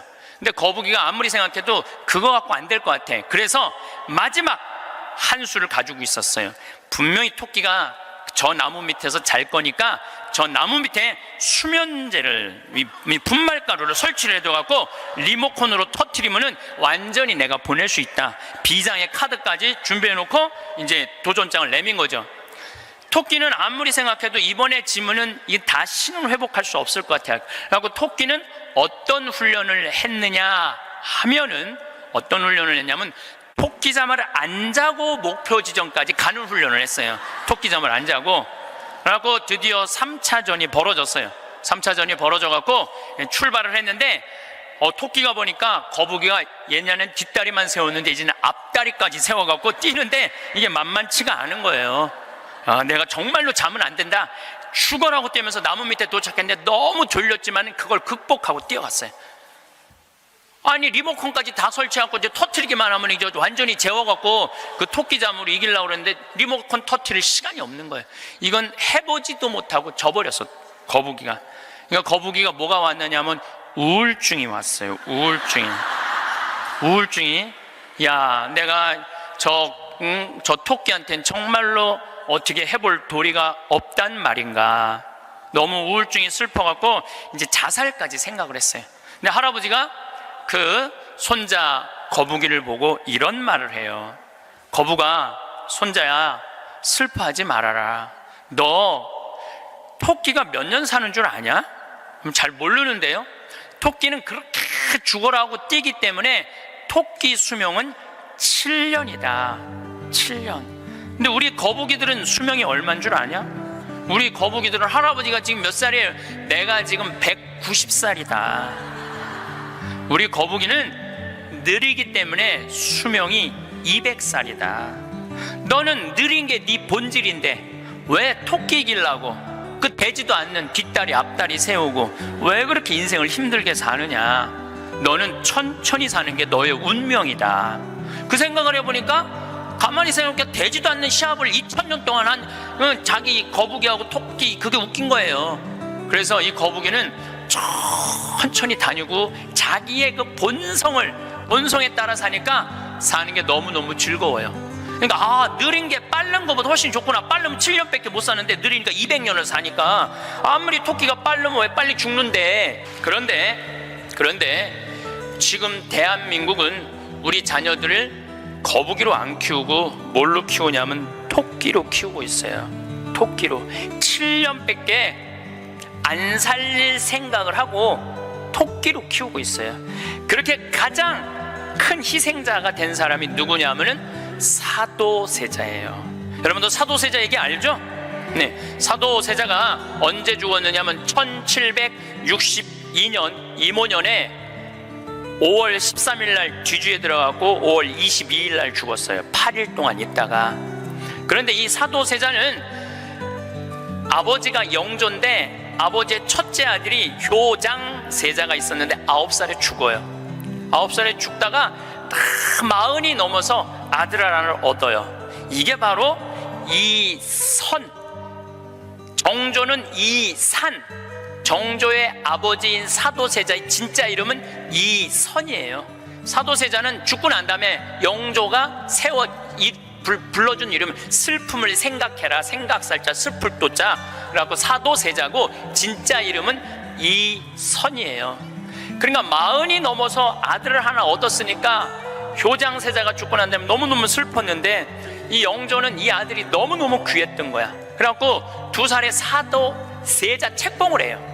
근데 얘가 얼마나 똑똑했느냐 하면은 2살 때 왕자라는 한자를 보고 아버지가 이게 무슨 자냐 그러면 아버지를 가르쳤어요. 이게 아버지 자다. 왕자를 보고 세자짜리를 보고 이거는 무슨 자냐, 이건 나다. 2살짜리가 5살 때 효경을 줄줄줄줄 외워요. 영조라는 임금은 공부하기 너무너무 좋아했던 임금이거든요. 그러니까 이게 진짜 똑똑한 놈 한번 만들어 보겠다고, 선생을 몇 명을 들이냐면 20명을 들여요. 그래갖고 아침, 점심, 저녁으로 가르치는 거야. 계속 가르치는 거야. 그리고 이제 시험을 아버지가 나와서 보는 거예요. 너 사서삼경에 이게 무슨 뜻이냐? 그러면 20명이 둘러있고 5살, 6살짜리가 까먹을 수도 있잖아요. 그러면 대답을 못하면은요, 영조가 눈을 부라리면서 이놈 그것도 모르느냐고. 근데 세자는 때릴 수가 없었어요. 누구를 때리냐면 세자를 업고 다니는 내시를 때리는 거예요. 대신 맞는 거야. 그러니까 여러분도 어린아이가 생각을 해봐요. 내가 문제 하나 못 맞히면은 저 내시들이 두들겨 맞으니 얼마나 이 스트레스를 많이 받아요. 그런데 7살, 10살 때는 칼싸움 하는 거 좋아하잖아요. 저도 어렸을 때 맨날 산에 가고 나무 잘라갖고 맨날 칼싸움 해갖고 여기 맨날 여기 찢어지고 그랬던 기억나요. 이 선은 상궁들하고 칼싸움을 해요. 그걸 본 영조는요, 이 상궁들을 때려 죽여요. 그냥. 그걸 보고 이 사도세자는 너무너무 무서웠던 거야, 아버지가. 그런데 딱 12살이 되면서 사도세자는 공부하기가 싫어요. 그래서 이때부터 책만 보면 머리가 지끈지끈 아픈 거예요. 그러니까 조기 교육의 최고의 희생자는 누구냐면은 사도세자예요. 그러니까 아버지는 공부를 가르치는데 아들은 공부하기가 싫은 거야. 그리고 얘가 키가 엄청나게 커요. 사도세자가 세자 그래갖고 나만큼 조그만 줄 아는데 키가 1m 막 80대고 청룡도를 휘두를 정도로 힘이 좋았다는 거. 관우가 휘두른 청룡도를 휘두르고 그랬다는 거예요. 말도 잘 타고 화살도 잘 쏘고. 근데 아버지는 그게 너무너무 싫었던 거야, 그렇게 하는 게. 그래 아버지하고 점점 갈등을 일으키면서 광증에 시달려요. 미쳐갖고 나중에는 마지막에 자기가 데리고 있었던 시종들 100명을 죽여요. 마음에 안 들면 칼로 쳐 죽이는 거예요. 나중에 무당하고도 살고 비구니 스님하고도 살고, 도저히 아버지가 컨트롤할 수 없을 정도로, 엄마도 해경궁 홍씨도 자기 남편을 컨트롤할 수 없어요. 그래서 결국은 죽일 수밖에 없었던 거예요. 이게 사도세자의 슬픔이에요. 이게 조기교육의 희생자예요. 조기교육의 희생자. 그런데 이 사도세자도 내가 보기엔 딱 7년 만에 돌은 거야. 토끼처럼 7년 만에 돌은 거예요. 근데 여러분들도 초등학교 1학년 때부터 애들 어떻게 해요? 영조가 20명 선생 된 거나 여러분들이 학원 애들 10개, 12개 보내는 거나 다를 바 하나도 없어요. 애들 미치게 만드는 거예요. 그러면은 언제까지가 애들이 엄마가 시키는 대로 따라하느냐면 중학교 1학년 때까지는 딱 시켜요. 해요. 근데 딱 그 7년이 지나고 나면 애들 눈빛이 쫙 꺾어지기 시작해요. 네. 중학교 2학년만 되면은 눈빛이 싹 돌아가기 시작해요.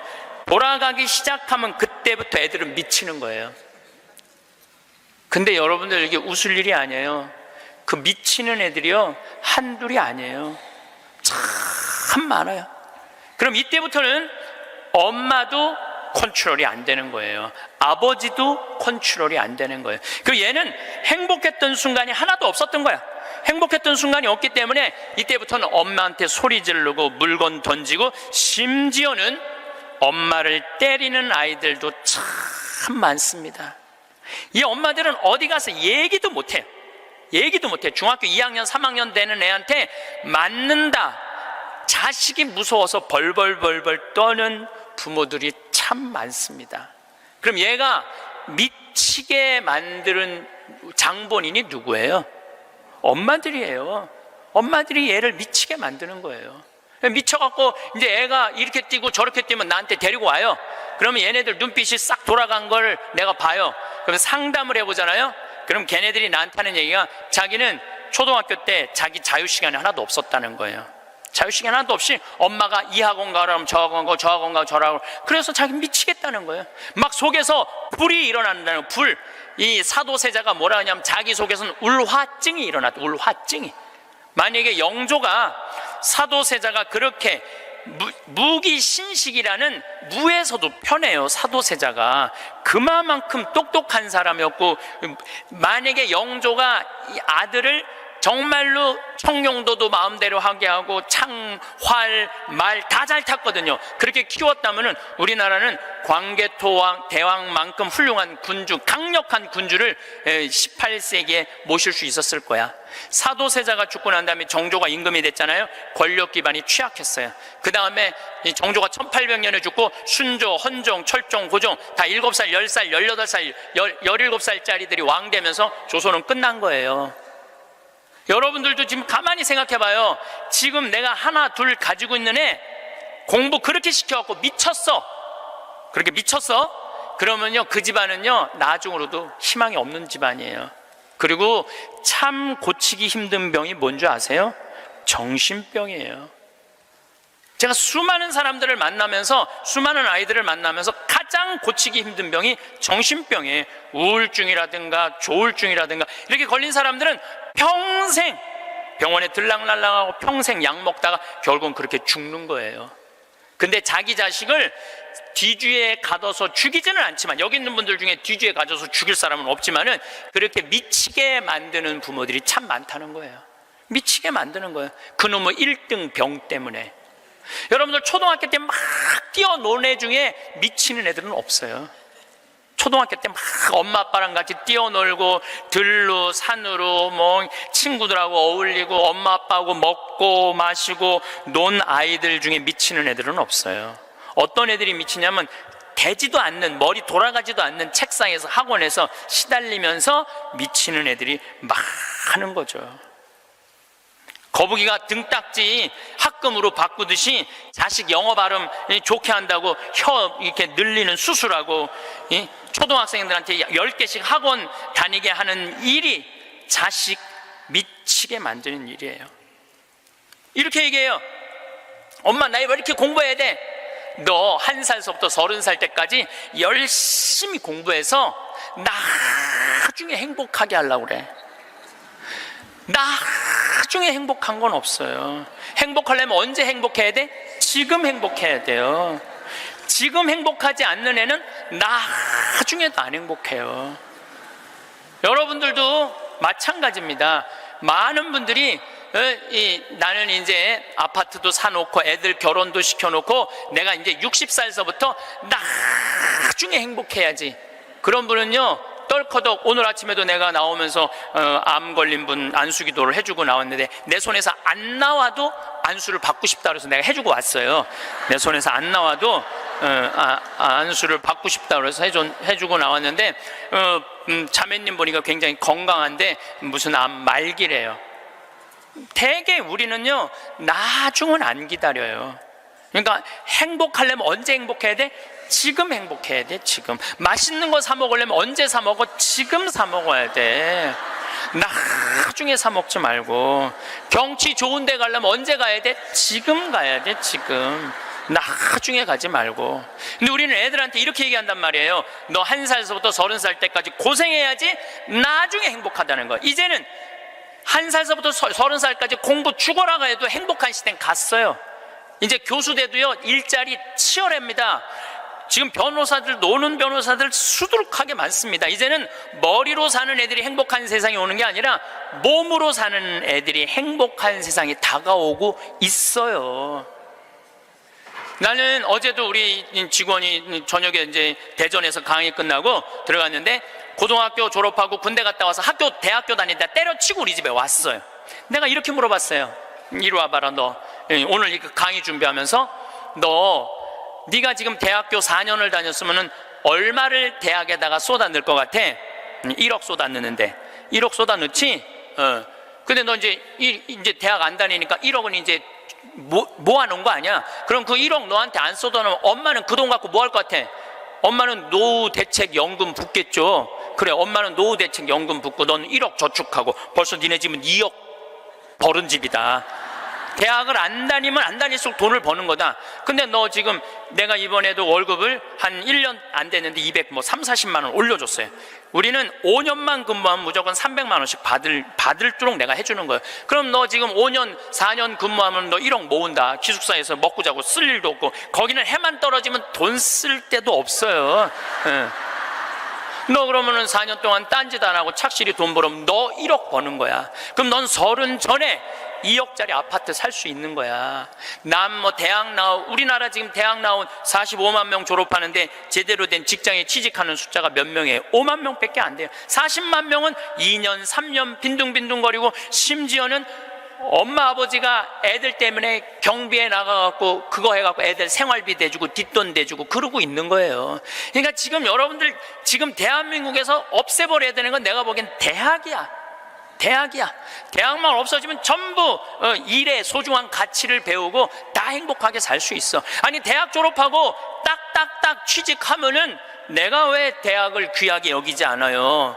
대학 졸업하는 애 거의 반 이상은 빈둥빈둥 놀고 있는데. 그러니까 우리나라 할머니 60, 70 된 분은 쓸 머리 나쁜 몸으로 살 놈한테 돈 쏟아 넣느냐고. 세계 빈곤율, 노인 빈곤율이 우리나라가 1위예요. 1위. 돈이 없어요, 다른 나라 사람들은 나이를 먹으면 얼마나 럭셔리하게 사는데요.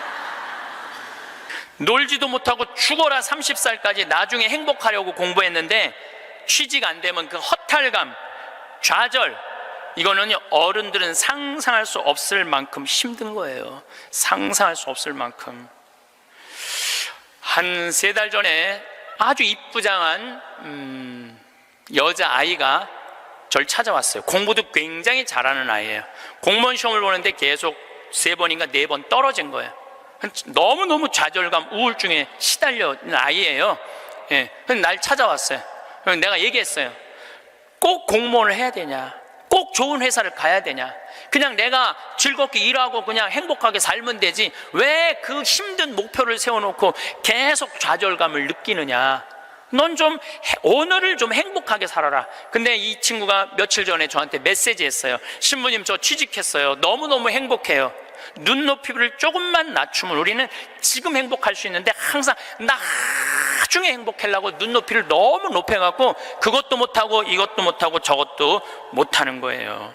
그러니까 우리나라 애들 1살서부터 30살까지 안 행복해. 그럼 30살서부터 60살은 행복해요? 30살서부터 60살?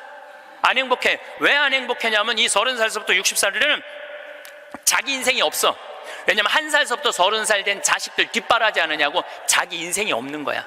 그러니까 자기를 위해서 학원을 다녀봤던 적이 없어. 30살서부터 60살들은 기타 학원을 다닌다든지 피아노 학원을 다닌다든지 꽃꽂이 학원을 다닌다든지 나처럼 필라테스 학원을 다닌다든지 자기를 위해서 이런 학원을 다녀본 적이 없어. 자기 인생이 없어. 오로지 자식 뒷바라지 않으냐고. 그래서 헬리콥터 맘이라고 그러잖아요. 자식 뒤 뺑글뺑글 따라다니는 거야. 초등학교 유치원 따라다녀, 초등학교 따라다녀, 중고등학교 따라다녀, 심지어는 대학까지 따라다닌다는 거예요. 그래갖고 저기 커리큘럼 수업 과정 짜주군 엄마들 많아. 그리고 학점이 조금 나오면 교수한테 가서 따진다는 거. 우리 애 학점이 왜 요것밖에 안 주느냐고. 나중에 취직하려면 학점이 높아야 되는데. 군대도 뺑글뺑글한데요. 요즘 카카오톡이 돼갖고 엄마들이 애들 군대 생활을 볼 수 있대요. 그럼 애가 좀만 얼굴이 이상하면은 그 상사한테 그런대요. 왜 우리 애 얼굴이 이러느냐, 뭐가 문제가 있느냐. 그러니까 그 군대 가서도 엄마가 애를 책임져 주는 거야. 그래서 요새 군대 상사님들이요, 사병 돌보는 일보다 사병 엄마 돌보는 일이 더 바쁘대요. 심지어는 회사까지 따라다니는 거야. 애가 회사에 취직을 했는데 대리 진급을 못하면 부장한테 가서 따진다는 거. 우리 애가 뭐가 모자라서 대리 진급을 못하느냐고. 평생 자식주의를 뺑글뺑글 따라다니는 걸 뭐라고 그러냐면 헬리콥터 맘이라고 그래요. 헬리콥터 맘. 또 아버지들은 요즘은 많이 줄어들었지만 한동안은 기러기 아버지가 40만 명까지 있었어. 40만 명 기러기 아버지가. 이 기러기 아버지들은요, 자식들 한 달에 부인 것까지 하려면 700에서 1000만 원을 보내줘야 돼. 그러면은 보통 10년 정도 가 있으면요, 이 기러기 아버지는 10년 동안 인생이 하나도 없는 거예요. 자식도 없고 아내도 없고 돈도 없는데 돈만 버는 기계로 사는 거야. 그러니까 자기 인생을 못 사는 거. 30살서부터 60살들은 자기 인생이 없는 거예요. 근데 문제는 60살 때 30살 된 자식이 이렇게 말합니다. 엄마, 이제 엄마 인생 살아. 자기를 위해서 살아봤던 적이 없는데 내 인생을 살으라는 거야. 살 줄을 모르는데.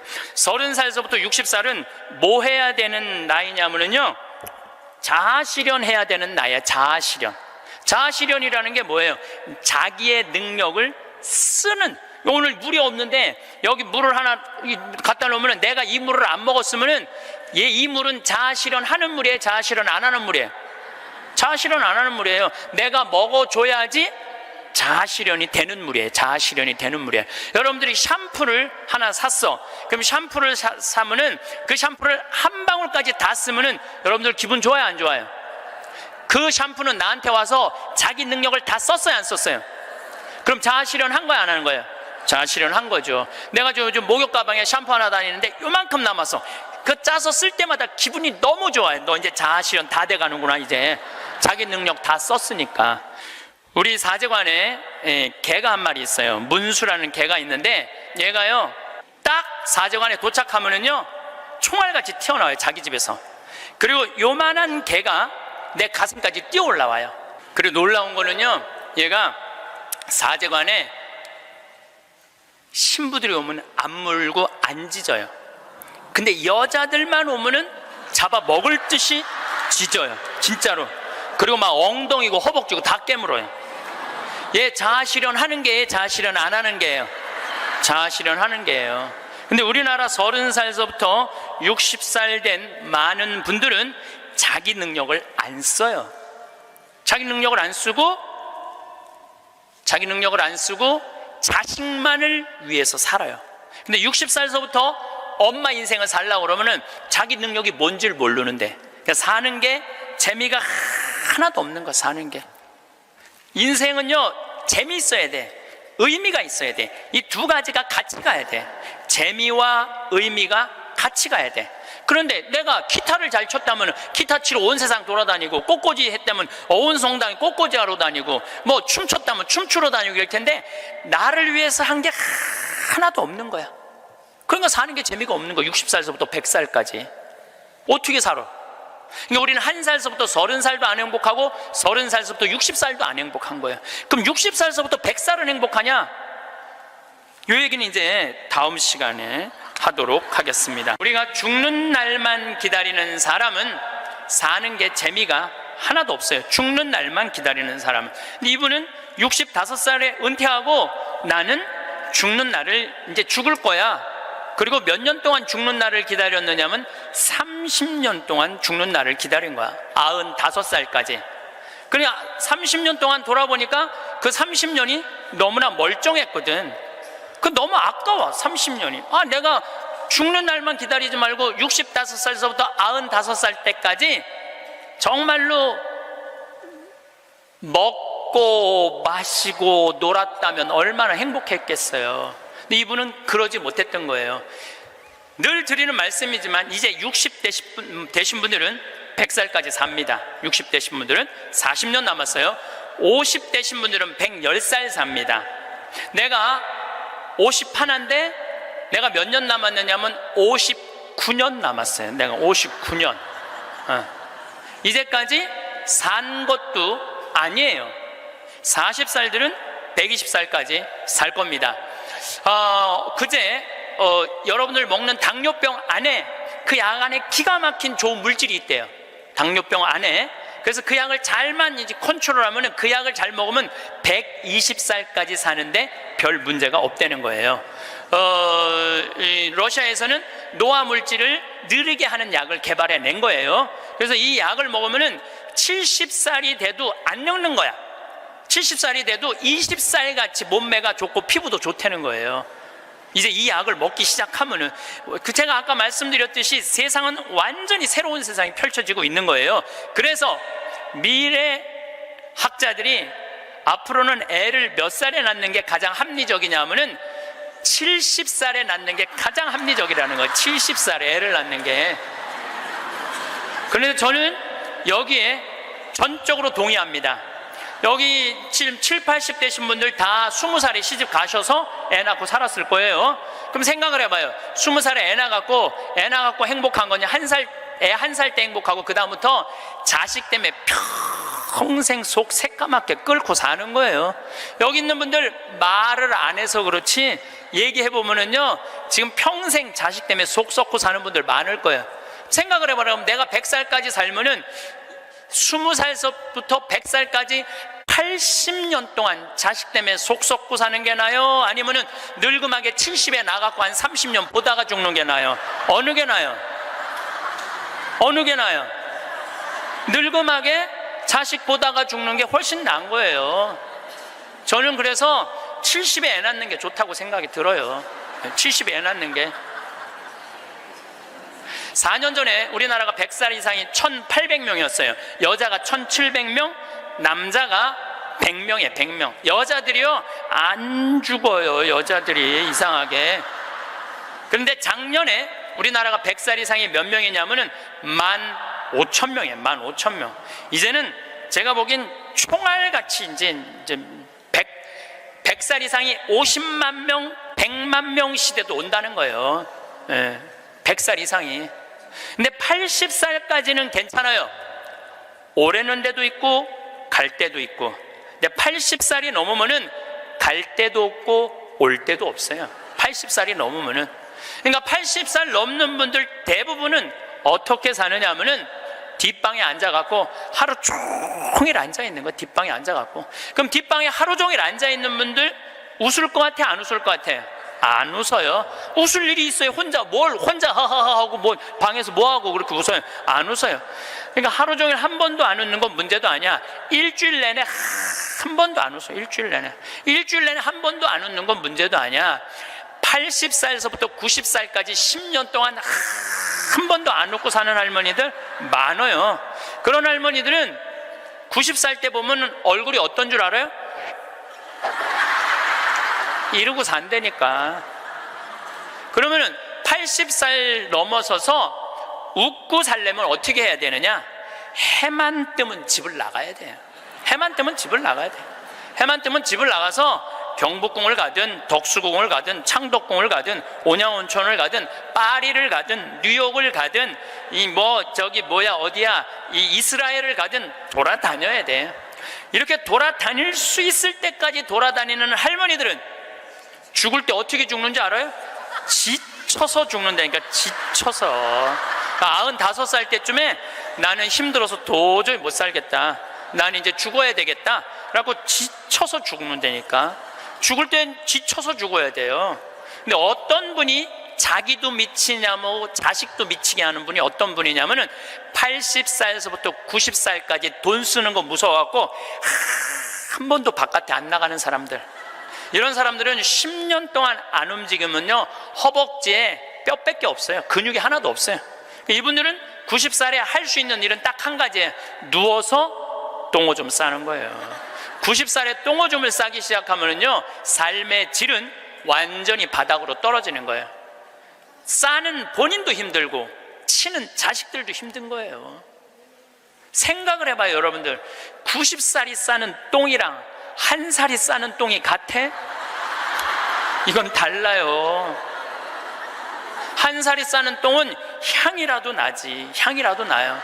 90살이 싸는 똥은 서로 못 견디는 거예요. 여러분들이 자식한테 줄 수 있는 최고의 선물은 뭔 줄 아세요? 내 발로 마지막까지 화장실 가 주는 게 자식한테 줄 수 있는 마지막 선물이에요. 그러려면 어떻게 해야 돼?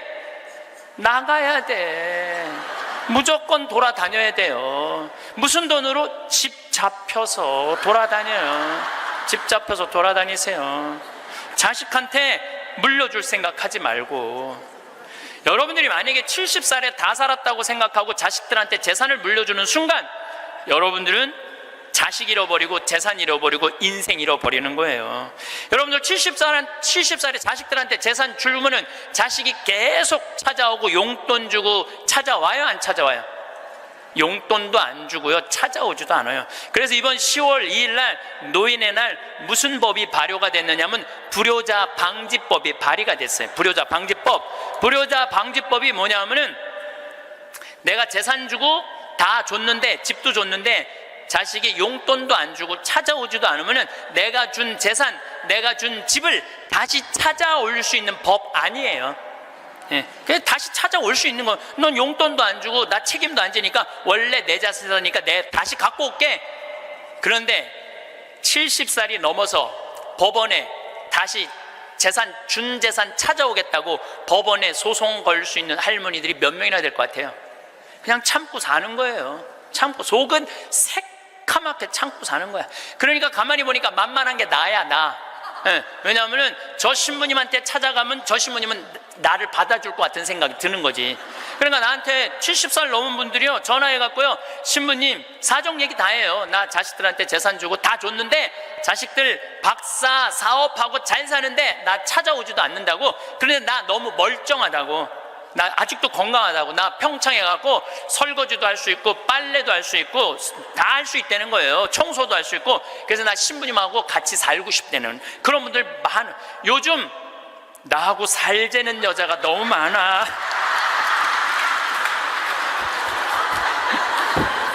1년에 500명도 더 되는 것 같아. 그래서 제가 그 편지들을요 지금은 다 모아놔요.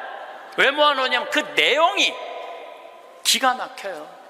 내용이, 내가 신부님 자식을 어떻게 키워서 어떻게 성공시키고 어떻게 재산을 물려줬는데 나한테 이럴 수가 있느냐고 그렇게 구구절절 편지 쓰는 분이 많아요. 그런데 그 자식 재산은 찾아올 생각하지 않고 내가 자식보다 낫게 생각이 드는 거지. 나하고 살자고. 내가 직접 받은 전화인데 85살 된 할머니예요. 85살 됐는데 70에 아들이 그러더래요. 어머니, 나 이제 어머니 어차피 모셔야 되고 어머니도 이제 나하고 같이 살아야 되지 않느냐?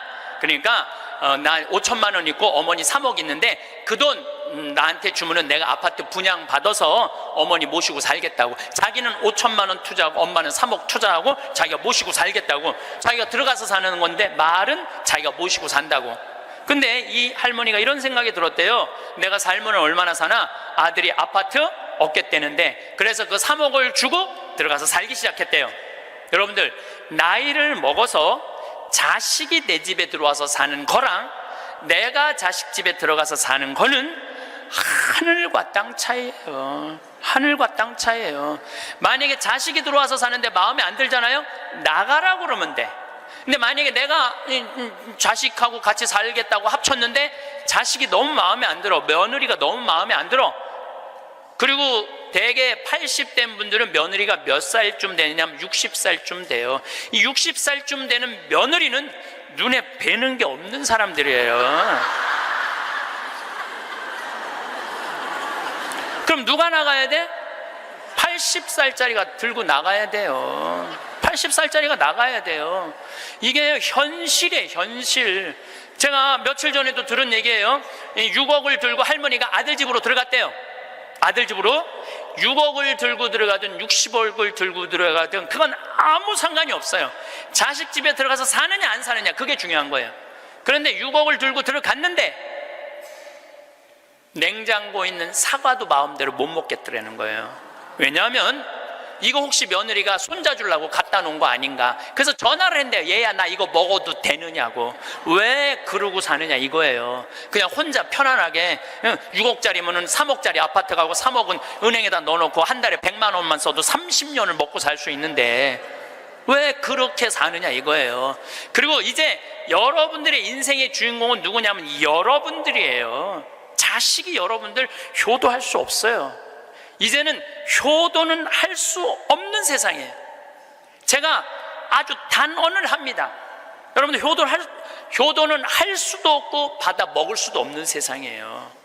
생각을 해봐요. 여러분들 110살까지 산다고 생각을 해봐. 110살 먹은 엄마가 90살 먹은 아들한테 전화해갖고 얘야, 너 왜 나 요즘 안 찾아와? 그러면은 90살 먹은 아들이 당황스러울 거예요. 엄마 아직도 안 죽은 건가?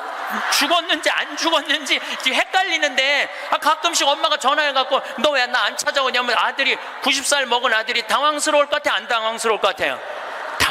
살았는지 죽었는지도 몰라요. 90살 된 아들은. 막말로 여기 계신 분들 지금 80, 90 된 어머니 하루에 몇 번 생각해요? 떨어져 살면은 일주일에 한 번도 생각 안 할 때도 많을 거예요. 일주일에 한 번도. 근데 엄마는 오직 자식만 생각하는 거야. 왜? 자기 인생을 살 줄 몰라서 그러는 거예요. 자아실현이 뭔지 몰라서 그런 거야. 자아실현. 자기 인생을 산 사람은 자식이 있든 없든, 자식이 찾아오든 안 찾아오든 아무 상관없이 자기 인생을 살아요. 근데 자기의 삶이 없는 사람은 오로지 자식만 쳐다보고 110살 때도 90살 먹은 아들한테 너 왜 나 안 찾아와? 나 너밖에 없는데. 그럼 아들이 엄마가 지금 죽었다가 살아난 건지 살았다가 죽은 건지 이거 헷갈린다니까요, 아들이. 이제는 효도는 없는 시대, 효도는 없는 시대예요. 그러니까 이제 85 된 분이 70살 때 들어가서 아들하고 살기 시작했대요. 근데 75이 돼도 안 죽고 80이 돼도 안 죽더래. 근데 나이를 먹으면 먹을수록 여러분들 돈이 더 필요해요. 돈이 더 필요해. 나이를 먹으면 먹을수록. 그래갖고 83살에 아들한테 500만 원만 달라고 그랬대요. 왜냐하면 3억을 줬으니까 500만 원을 달라고 그럴 자격이 있는 거죠. 근데 그때부터 아들이 2년 동안 말을 안 하더래요. 말을 안 하더래요. 저는 아들 편이에요. 생각을 해봐요, 여러분들. 이 아들은 엄마하고만 살아요? 60살 된 며느리하고 사는 거예요. 며느리가, 아내가 맨날 뭐라고 그럴 것 같아? 나 저 시어머니하고 사는 거 지겨워. 당신 택해. 엄마야, 나야. 맨날 그래도 모시고 살아야지 어떻게 해? 지금 어머니 어딜 가라고 그런다고 맨날 이렇게 달래는 와중에 그런 상황도 모르고 500만 원 내놓으라 그러니까 이 아들이 엄마 쳐다보기가 싫은 거예요. 2년 동안 말을 안 하더래. 2년 동안. 여러분들 한 집에 사는데 아들이 2년 동안 나 사람 취급 안 하고 말 안 하면 그 집에서 살고 싶겠어요? 살고 싶지 않죠. 그러니까 나이를 먹으면 또 어떤 문제가 있냐면 안 보이죠, 안 들리죠, 기억력 까무락까무락거리죠, 여기 아프죠, 저기 아프죠. 그러면 그 입에서 나 행복하다, 나 기쁘다 이런 말 나올 것 같아요? 아이고 지겨워, 아이고 사는 거 힘들어 죽겠어, 차라리 죽는 게 나, 맨날 이 말 할 것 같아요. 좋은 소리도 여러 번 들으면 짜증나는데 지겹다, 죽겠다, 섭섭하다는 소리 10년 이상 들으면요 정말로 죽고 싶을 만큼 힘든 거예요. 그러니까 2년 동안 말 안 하는 거야. 이 할머니도 그 집에서 사는 게 너무 자존심이 상하는 거야. 그러니까 나한테 전화해갖고 신부님 생태마을 방 하나 달래는 거야. 와서 살겠다는 거야. 나 아직도 건강하다 이거예요. 85살이 그것도 알몸으로 와서 나하고 산다는 거야. 알몸으로. 아니 내가 20살이 나하고 와서 산다고 그래도 살까 말까 고민을 지금 해야 될 판국인데 85이 아들한테 3억 다 주고 나한테 와서 알몸으로 살겠다고. 할머니 우리 생태마을은 피정집입니다. 그래서 할머니 드릴 방이 없습니다. 아이 내가 그 방 많은 거 아는데 왜 방이 그 많은 방이 비느냐 이거예요. 내놓으라는 거예요. 아니, 할머니 죄송하다고 우리는 피정집이라 내년 지금 10월 달까지 지금 실질적으로 거의 예약이 끝났어요. 할머니 드릴 방이 없어 죄송해요. 그러니까 아니 방송 보면 우리 노인들 마음을 가장 잘 아는 분이 신부님인데 막상 통화해 보니까 보는 거하고 다르다 이거예요. 방송 보는 거하고. 그러면서 이 할머니가 마지막 전화기를 내려놓으면서 나한테 한 방을 먹이더라고. 뭐라고 그러냐면은 전화 막상 해보니까 신부님이나 내 아들이나 다를 바 하나도 없다고, 똑같다고 전화 끊는 거예요.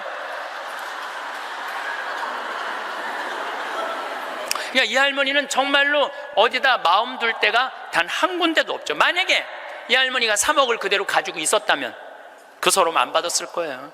그 서름 안 받고 그냥 자기 인생 사는 거예요. 아들은 아들 인생 사는 거고. 그럼 서로 섭섭할 것도 없어. 원수 될 것도 없어요. 근데 뭐가 원수가 되는 줄 알아요? 줄 거 다 주고 원수가 된다니까.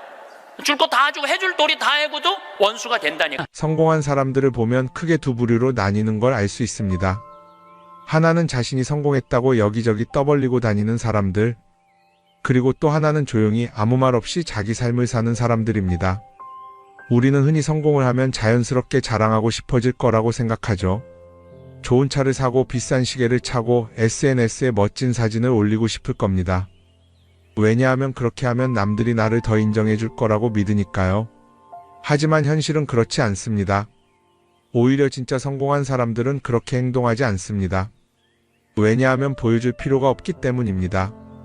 돈이 많다고 높은 자리에 있다고 유명하다고 해서 굳이 그걸 드러낼 필요는 없습니다. 그걸 아는 사람들은 이미 알고 있고 모르는 사람들은 알 필요가 없죠. 그런데도 굳이나 성공했다고 떠드는 사람들이 있습니다. 그런 사람들은 왜 그럴까요? 간단합니다. 그 사람들은 사실 그렇게까지 성공한 게 아니기 때문입니다. 우리는 종종 SNS에서 성공한 사람들을 봅니다. 해외여행을 가고 고급 레스토랑에서 밥을 먹고 멋진 차를 타고 다니는 모습? 그런데 가만히 보면 그런 걸 보여주는 사람들은 언제나 뭔가를 팔고 있습니다.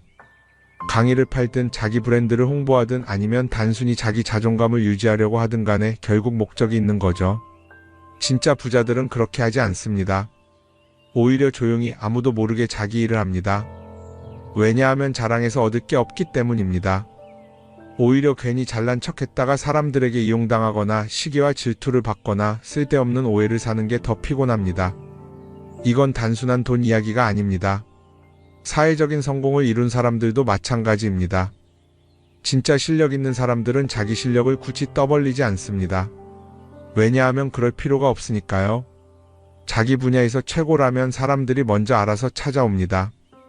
반대로 실력이 부족한 사람일수록 자기를 포장하려고 애씁니다. 우리가 흔히 듣는 말이 있죠. 빈수레가 요란하다. 이 말이 괜히 있는 게 아닙니다. 정말 내실이 있는 사람들은 굳이 시끄럽게 굴지 않습니다. 반대로 겉만 번지르르한 사람들은 자기가 얼마나 대단한지 떠들고 다닙니다. 이걸 좀 더 현실적인 예로 들어볼까요? 동창회에 나가면 꼭 이런 사람이 있습니다. 옛날에는 별거 아니었는데 갑자기 잘 됐다고 나타나서 자기가 얼마나 성공했는지 자랑하는 사람. 처음에는 다들 와, 대단하다 하고 들어주지만 시간이 지나면 어떨까요? 대부분 속으로 이렇게 생각할 겁니다. 저 사람 뭐 저렇게까지 티를 내? 결국 그런 사람은 점점 멀어지게 됩니다. 반면에 정말 성공한 사람들은 조용합니다. 굳이 자기가 어떻게 살고 있는지 설명하지 않죠. 그런 사람들은 오히려 주변에서 먼저 알아보고 자연스럽게 존경을 받습니다. 그게 진짜 성공입니다. 그럼 우리는 어떻게 해야 할까요? 내가 뭔가를 이루었을 때 굳이 남들에게 알릴 필요가 있을까요? 물론 가까운 사람들에게 좋은 소식을 전하는 건 좋습니다. 하지만 굳이 모든 사람들에게 나 이렇게 잘 살고 있어요 하고 알릴 필요는 없습니다. 그런 행동은 결국 나에게 득이 되지 않습니다. 성공이라는 건 원래 조용한 겁니다. 내가 잘 되고 있으면 주변 사람들이 자연스럽게 알게 됩니다. 굳이 내가 말하지 않아도 내 행동과 태도에서 묻어나오게 되어 있습니다. 그러니 굳이 보여주려고 애쓰지 마세요. 오히려 그게 더 진짜 성공한 사람의 태도입니다. 사람은 사회적 동물이라고 하잖아요. 혼자 살아갈 수 없고 결국 사람과의 관계 속에서 기쁨도 얻고 때로는 상처도 받습니다. 그런데 한 가지 생각해 볼 게 있어요. 우리가 정말 인간관계가 필요해서 맺고 있는 걸까요? 아니면 그냥 그래야 한다고 배워서 어쩔 수 없이 유지하고 있는 걸까요? 어릴 땐 친구 많으면 좋다고 하죠.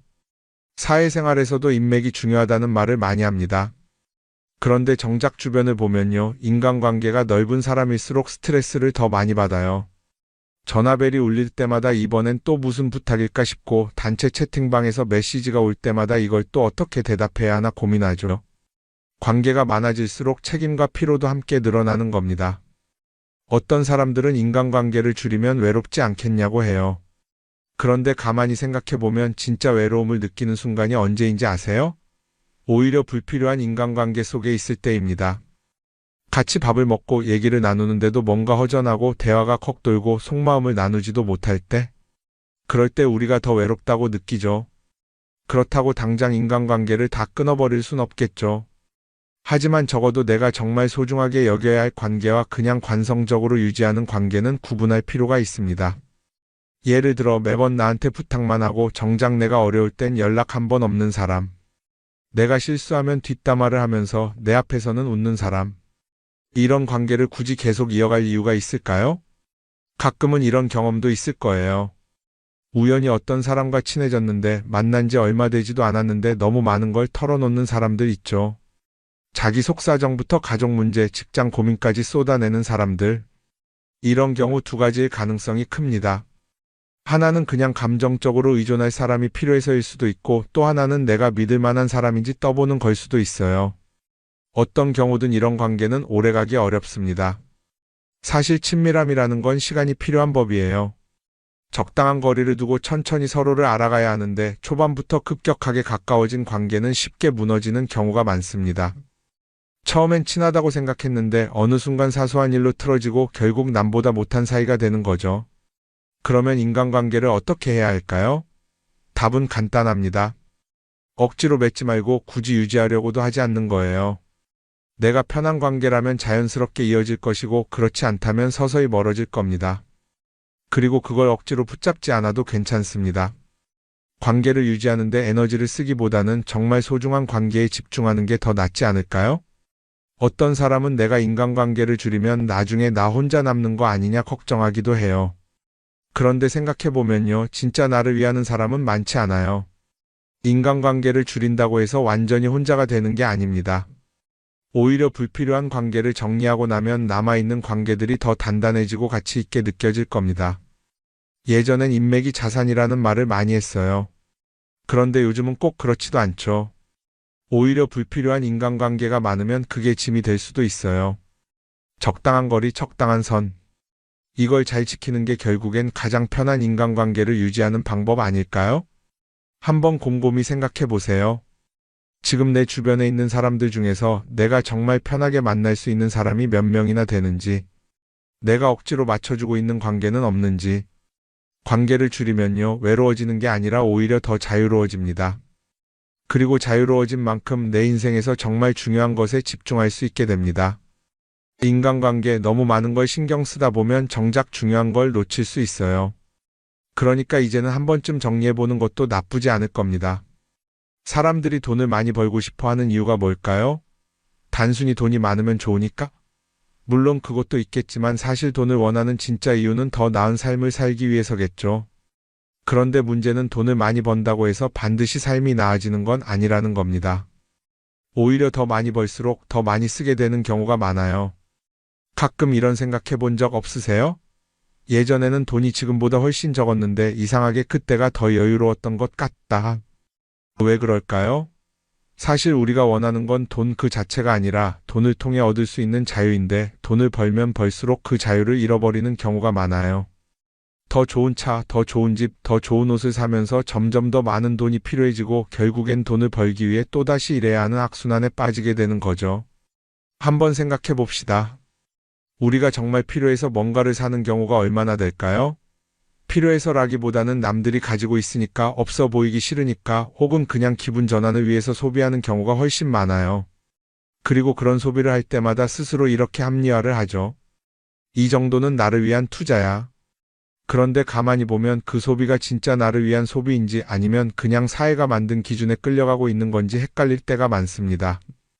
예를 들어 예전에는 스마트폰 하나면 충분했는데 이제는 스마트워치도 있어야 하고 무선 이어폰도 필요하고 태블릿도 있어야 할 것 같고 하나를 사면 또 다른 무언가가 필요해지는 시기예요. 사실 이건 우리가 그렇게 만들어진 겁니다. 광고도 그렇고 SNS도 그렇고 자꾸 우리에게 이렇게 말하죠. 이걸 사야 더 행복해질 수 있어요. 그런데 정작 그걸 사고 나면 어때요? 처음 며칠은 좋죠. 그런데 시간이 지나면 또 다른 걸 사고 싶어져요. 왜냐하면 물건이 우리를 오래 행복하게 만들어주지는 않거든요. 특히 요즘은 SNS가 이런 소비 심리를 더 부추기는 것 같아요. 예전에는 친구들끼리 만나서 나 새로 샀어 하고 자랑하는 게 전부였는데 이제는 SNS에 올리면서 전 세계 사람들에게 보여주잖아요. 그러다 보니까 남들도 다 뭔가를 사서 올리고 나도 따라해야 할 것 같은 기분이 드는 거예요. 그런데 중요한 건 그 사람들도 사실은 나와 똑같은 기분이라는 겁니다. 내가 남을 부러워하는 만큼 나도 누군가에게 부러움을 사려고 애쓰고 있는 거죠. 결국 끝없는 비교와 소비 속에서 진짜 중요한 걸 놓치게 되는 겁니다. 한번 이렇게 생각해보면 어떨까요? 만약 내가 지금부터 딱 1년 동안 불필요한 소비를 하지 않는다면 내 삶이 어떻게 변할까? 아마 처음에는 답답할 수도 있어요. 사고 싶었던 걸 참아야 하니까. 그런데 그걸 몇 번 참고 나면 어느 순간 깨닫게 될 겁니다. 내가 굳이 이걸 안 사도 괜찮네? 그렇게 불필요한 소비가 줄어들면 자연스럽게 돈이 쌓이겠죠. 그런데 돈이 쌓이는 것보다 더 중요한 게 있어요. 바로 마음의 여유가 생긴다는 겁니다. 돈을 쓰지 않는다고 해서 불행해지는 게 아니라 오히려 소비로부터 자유로워지면서 진짜 행복을 찾을 수 있어요. 물론 이걸 실천하는 게 쉽지는 않겠죠. 우리 주변에는 소비를 부추기는 것들이 너무 많으니까요. 하지만 적어도 이런 건 해볼 수 있습니다. 뭔가를 사고 싶을 때 한 번만 스스로에게 물어보는 거예요. 이게 정말 나한테 필요한 걸까? 아니면 그냥 순간적인 욕심일까? 만약 그 질문을 던졌을 때 5초 안에 당연히 필요하지 라는 답이 나오지 않는다면 사실 그건 없어도 되는 물건일 가능성이 큽니다. 정말 필요한 건 고민할 필요도 없이 바로 떠오르거든요. 그러니까 이제는 한 번쯤 생각해 봐야 할 것 같아요. 나는 지금 내가 원하는 삶을 살고 있는 걸까? 아니면 남들이 만든 기준에 맞추기 위해 내 시간을 팔고 있는 걸까? 소비를 줄인다는 건 단순히 돈을 아끼는 게 아닙니다. 그건 결국 내 삶의 선택권을 되찾는 일이거든요. 돈을 많이 버는 것도 중요하지만 더 중요한 건 그 돈을 어떻게 쓰느냐입니다. 그리고 때로는 아무것도 사지 않는 게 최고의 선택일 수도 있어요. 우리는 요즘 SNS 없이 사는 게 거의 불가능한 시대에 살고 있죠. 아침에 눈 뜨자마자 휴대폰을 확인하고 출근길에도 SNS를 보고 잠들기 전까지도 계속 들여다봅니다. 그러면서 남들이 어떻게 사는지 보고 나도 모르게 비교하게 되고 때로는 초조해지기도 하죠. SNS에 올라오는 사진들 한번 보세요. 맛집에서 멋진 음식을 먹고 해외여행을 다니고 좋은 옷을 입고 성공한 삶을 사는 사람들. 그런데 가만히 보면 이 사람들이 정말 행복해서 저런 사진을 올리는 걸까요? 아니면 그냥 행복해 보이고 싶은 걸까요? 실제로 SNS에 가장 많이 올라오는 사진이 뭔지 아세요? 남들이 부러워할 만한 순간들입니다. 집에서 편하게 쉬고 있는 모습이나 출근길에 지친 얼굴, 어제 먹다 남은 배달 음식 사진 같은 건 잘 안 올리죠. 대신 멋진 레스토랑, 명품 가방, 고급 호텔 같은 것들이 올라옵니다. 왜 그럴까요? 결국 SNS는 보여주기 위한 공간이기 때문입니다. 여기서 중요한 게 있어요. 우리가 SNS에서 보는 건 그 사람의 삶 전체가 아니라 편집된 일부 장면이라는 겁니다. SNS는 마치 한 편의 다큐멘터리나 영화처럼 잘 꾸며진 장면들만 보여줍니다. 그런데도 우리는 그걸 보면서 아, 저 사람은 나보다 더 행복하구나 하고 착각하죠. 예를 들어 SNS에서 한 친구가 해외여행을 가서 아름다운 풍경을 찍어 올렸다고 해볼게요. 우리는 그걸 보면서 부럽다, 나도 저렇게 살고 싶다라고 생각하겠죠. 그런데 정작 그 친구는 사진을 찍고 나서도 일 때문에 스트레스를 받고 있을 수도 있고 여행 비용을 감당하느라 카드가 걱정을 하고 있을 수도 있습니다. 그 부분은 우리는 알 수가 없죠. 그런데 문제는 이렇게 남들과 비교하는 습관이 쌓이면 결국 내 삶이 초라하게 느껴진다는 겁니다. 원래는 그냥 조용히 살아도 괜찮았는데 SNS를 보고 나면 나만 뒤처지는 것 같고 뭔가를 더 해야 할 것 같고 괜히 불안해지죠. SNS는 기본적으로 사람들의 비교 심리를 자극합니다. 남들이 가진 걸 나도 갖고 싶게 만들고 남들이 하는 걸 나도 해야 할 것 같은 기분이 들게 만들죠. 그러다 보니 필요하지도 않은 걸 사게 되고 무리해서라도 화려한 곳에 가게 되고 남들에게 보여주기 위해 사는 삶을 살게 됩니다. 그럼 어떻게 해야 할까요? 사실 정답은 간단합니다. SNS에서 보이는 것들을 곧이곧대로 믿지 않는 것입니다. 그리고 더 중요한 건 남과 비교하는 걸 멈추는 것이에요. 어떤 사람이 비싼 차를 타고 다닌다고 해서 그 사람이 꼭 행복한 건 아닙니다. 좋은 차를 타고 다니지만 밤마다 사업 걱정에 잠 못 이루는 사람도 많아요. 반대로 대중교통을 이용하지만 마음 편하게 사는 사람도 있죠. 결국 행복은 보이는 것이 아니라 느끼는 것입니다. SNS를 덜 보면 덜 불행해진다는 연구 결과도 있어요. 하루 종일 남의 삶을 보면서 비교하는 시간을 줄이면 내 삶에 집중할 수 있는 시간이 많아지는 겁니다. SNS를 완전히 끊을 필요는 없지만 최소한 그 안에 있는 것들이 전부 진짜라고 생각하지 않는 태도는 필요합니다. 우리는 누구나 자신만의 속도로 살아가고 있어요. 남들은 남들대로 사는 거고 나는 나대로 살면 됩니다. SNS에서 남들의 화려한 모습을 볼 때마다 한 번쯤 이렇게 생각해 보세요. 이건 그 사람이 보여주고 싶은 삶일 뿐이다. 그러면 조금은 편해질 겁니다. 사람들은 다들 자기 인생을 살아간다고 생각하죠. 그런데 가만 보면 정말 자기 인생을 사는 사람이 얼마나 될까요? 많은 사람들이 사실은 남이 만들어 놓은 기준에 맞춰서 살고 있어요. 좋은 대학, 좋은 직장, 좋은 차, 좋은 집. 다들 이런 걸 목표로 삼지만 정작 내가 원하는 삶이 뭔지 깊이 생각해 본 적이 없는 경우가 많아요. 이건 어릴 때부터 교육받아온 방식과도 관련이 있어요. 우리는 어릴 때부터 이렇게 살아야 한다는 틀 안에서 자라죠. 공부 열심히 해서 좋은 성적을 받아야 하고 좋은 직장을 가져야 하고 결혼도 적당한 때에 해야 하고 마치 인생이 정해진 수순이라도 있는 것처럼요. 그러다 보니 나 스스로 정말 원하는 걸 고민하기보다는 그냥 남들이 정해놓은 목표를 따라가게 돼요. 그런데 이렇게 남의 기준에 맞춰서 살다 보면 어느 순간 공허함을 느끼게 됩니다. 이게 정말 내가 원했던 삶인가? 하는 의문이 들 때가 오죠. 어릴 땐 성적이 목표였고 사회에 나와서는 연봉이 목표였고 결혼하고 나서는 아이 교육이 목표였는데 그 목표를 이루고 나면 허무한 거예요. 계속 뭔가를 이루긴 했는데 정작 나는 어디에 있는지 모르겠는 거죠. 진짜 중요한 건 내가 원하는 게 뭔지를 아는 것이에요. 그런데 이게 쉽지 않죠. 오랫동안 남의 기준대로 살아왔기 때문에 막상 내가 정말 원하는 게 뭐지? 하고 물어보면 선뜻 대답하기 어려운 경우가 많아요. 하지만 이 질문을 하지 않으면 우리는 평생 남이 정한 기준 속에서 살게 됩니다. 그럼 어떻게 해야 할까요? 첫 번째로 필요한 건 내가 왜 이런 생각을 하게 됐는지 스스로 점검하는 거예요. 예를 들어 내가 비싼 차를 사고 싶다고 생각한다면 그게 정말 내 필요 때문인지 아니면 남들에게 잘 보이기 위해서인지 한번 따져봐야 해요. 만약 남들이 나를 어떻게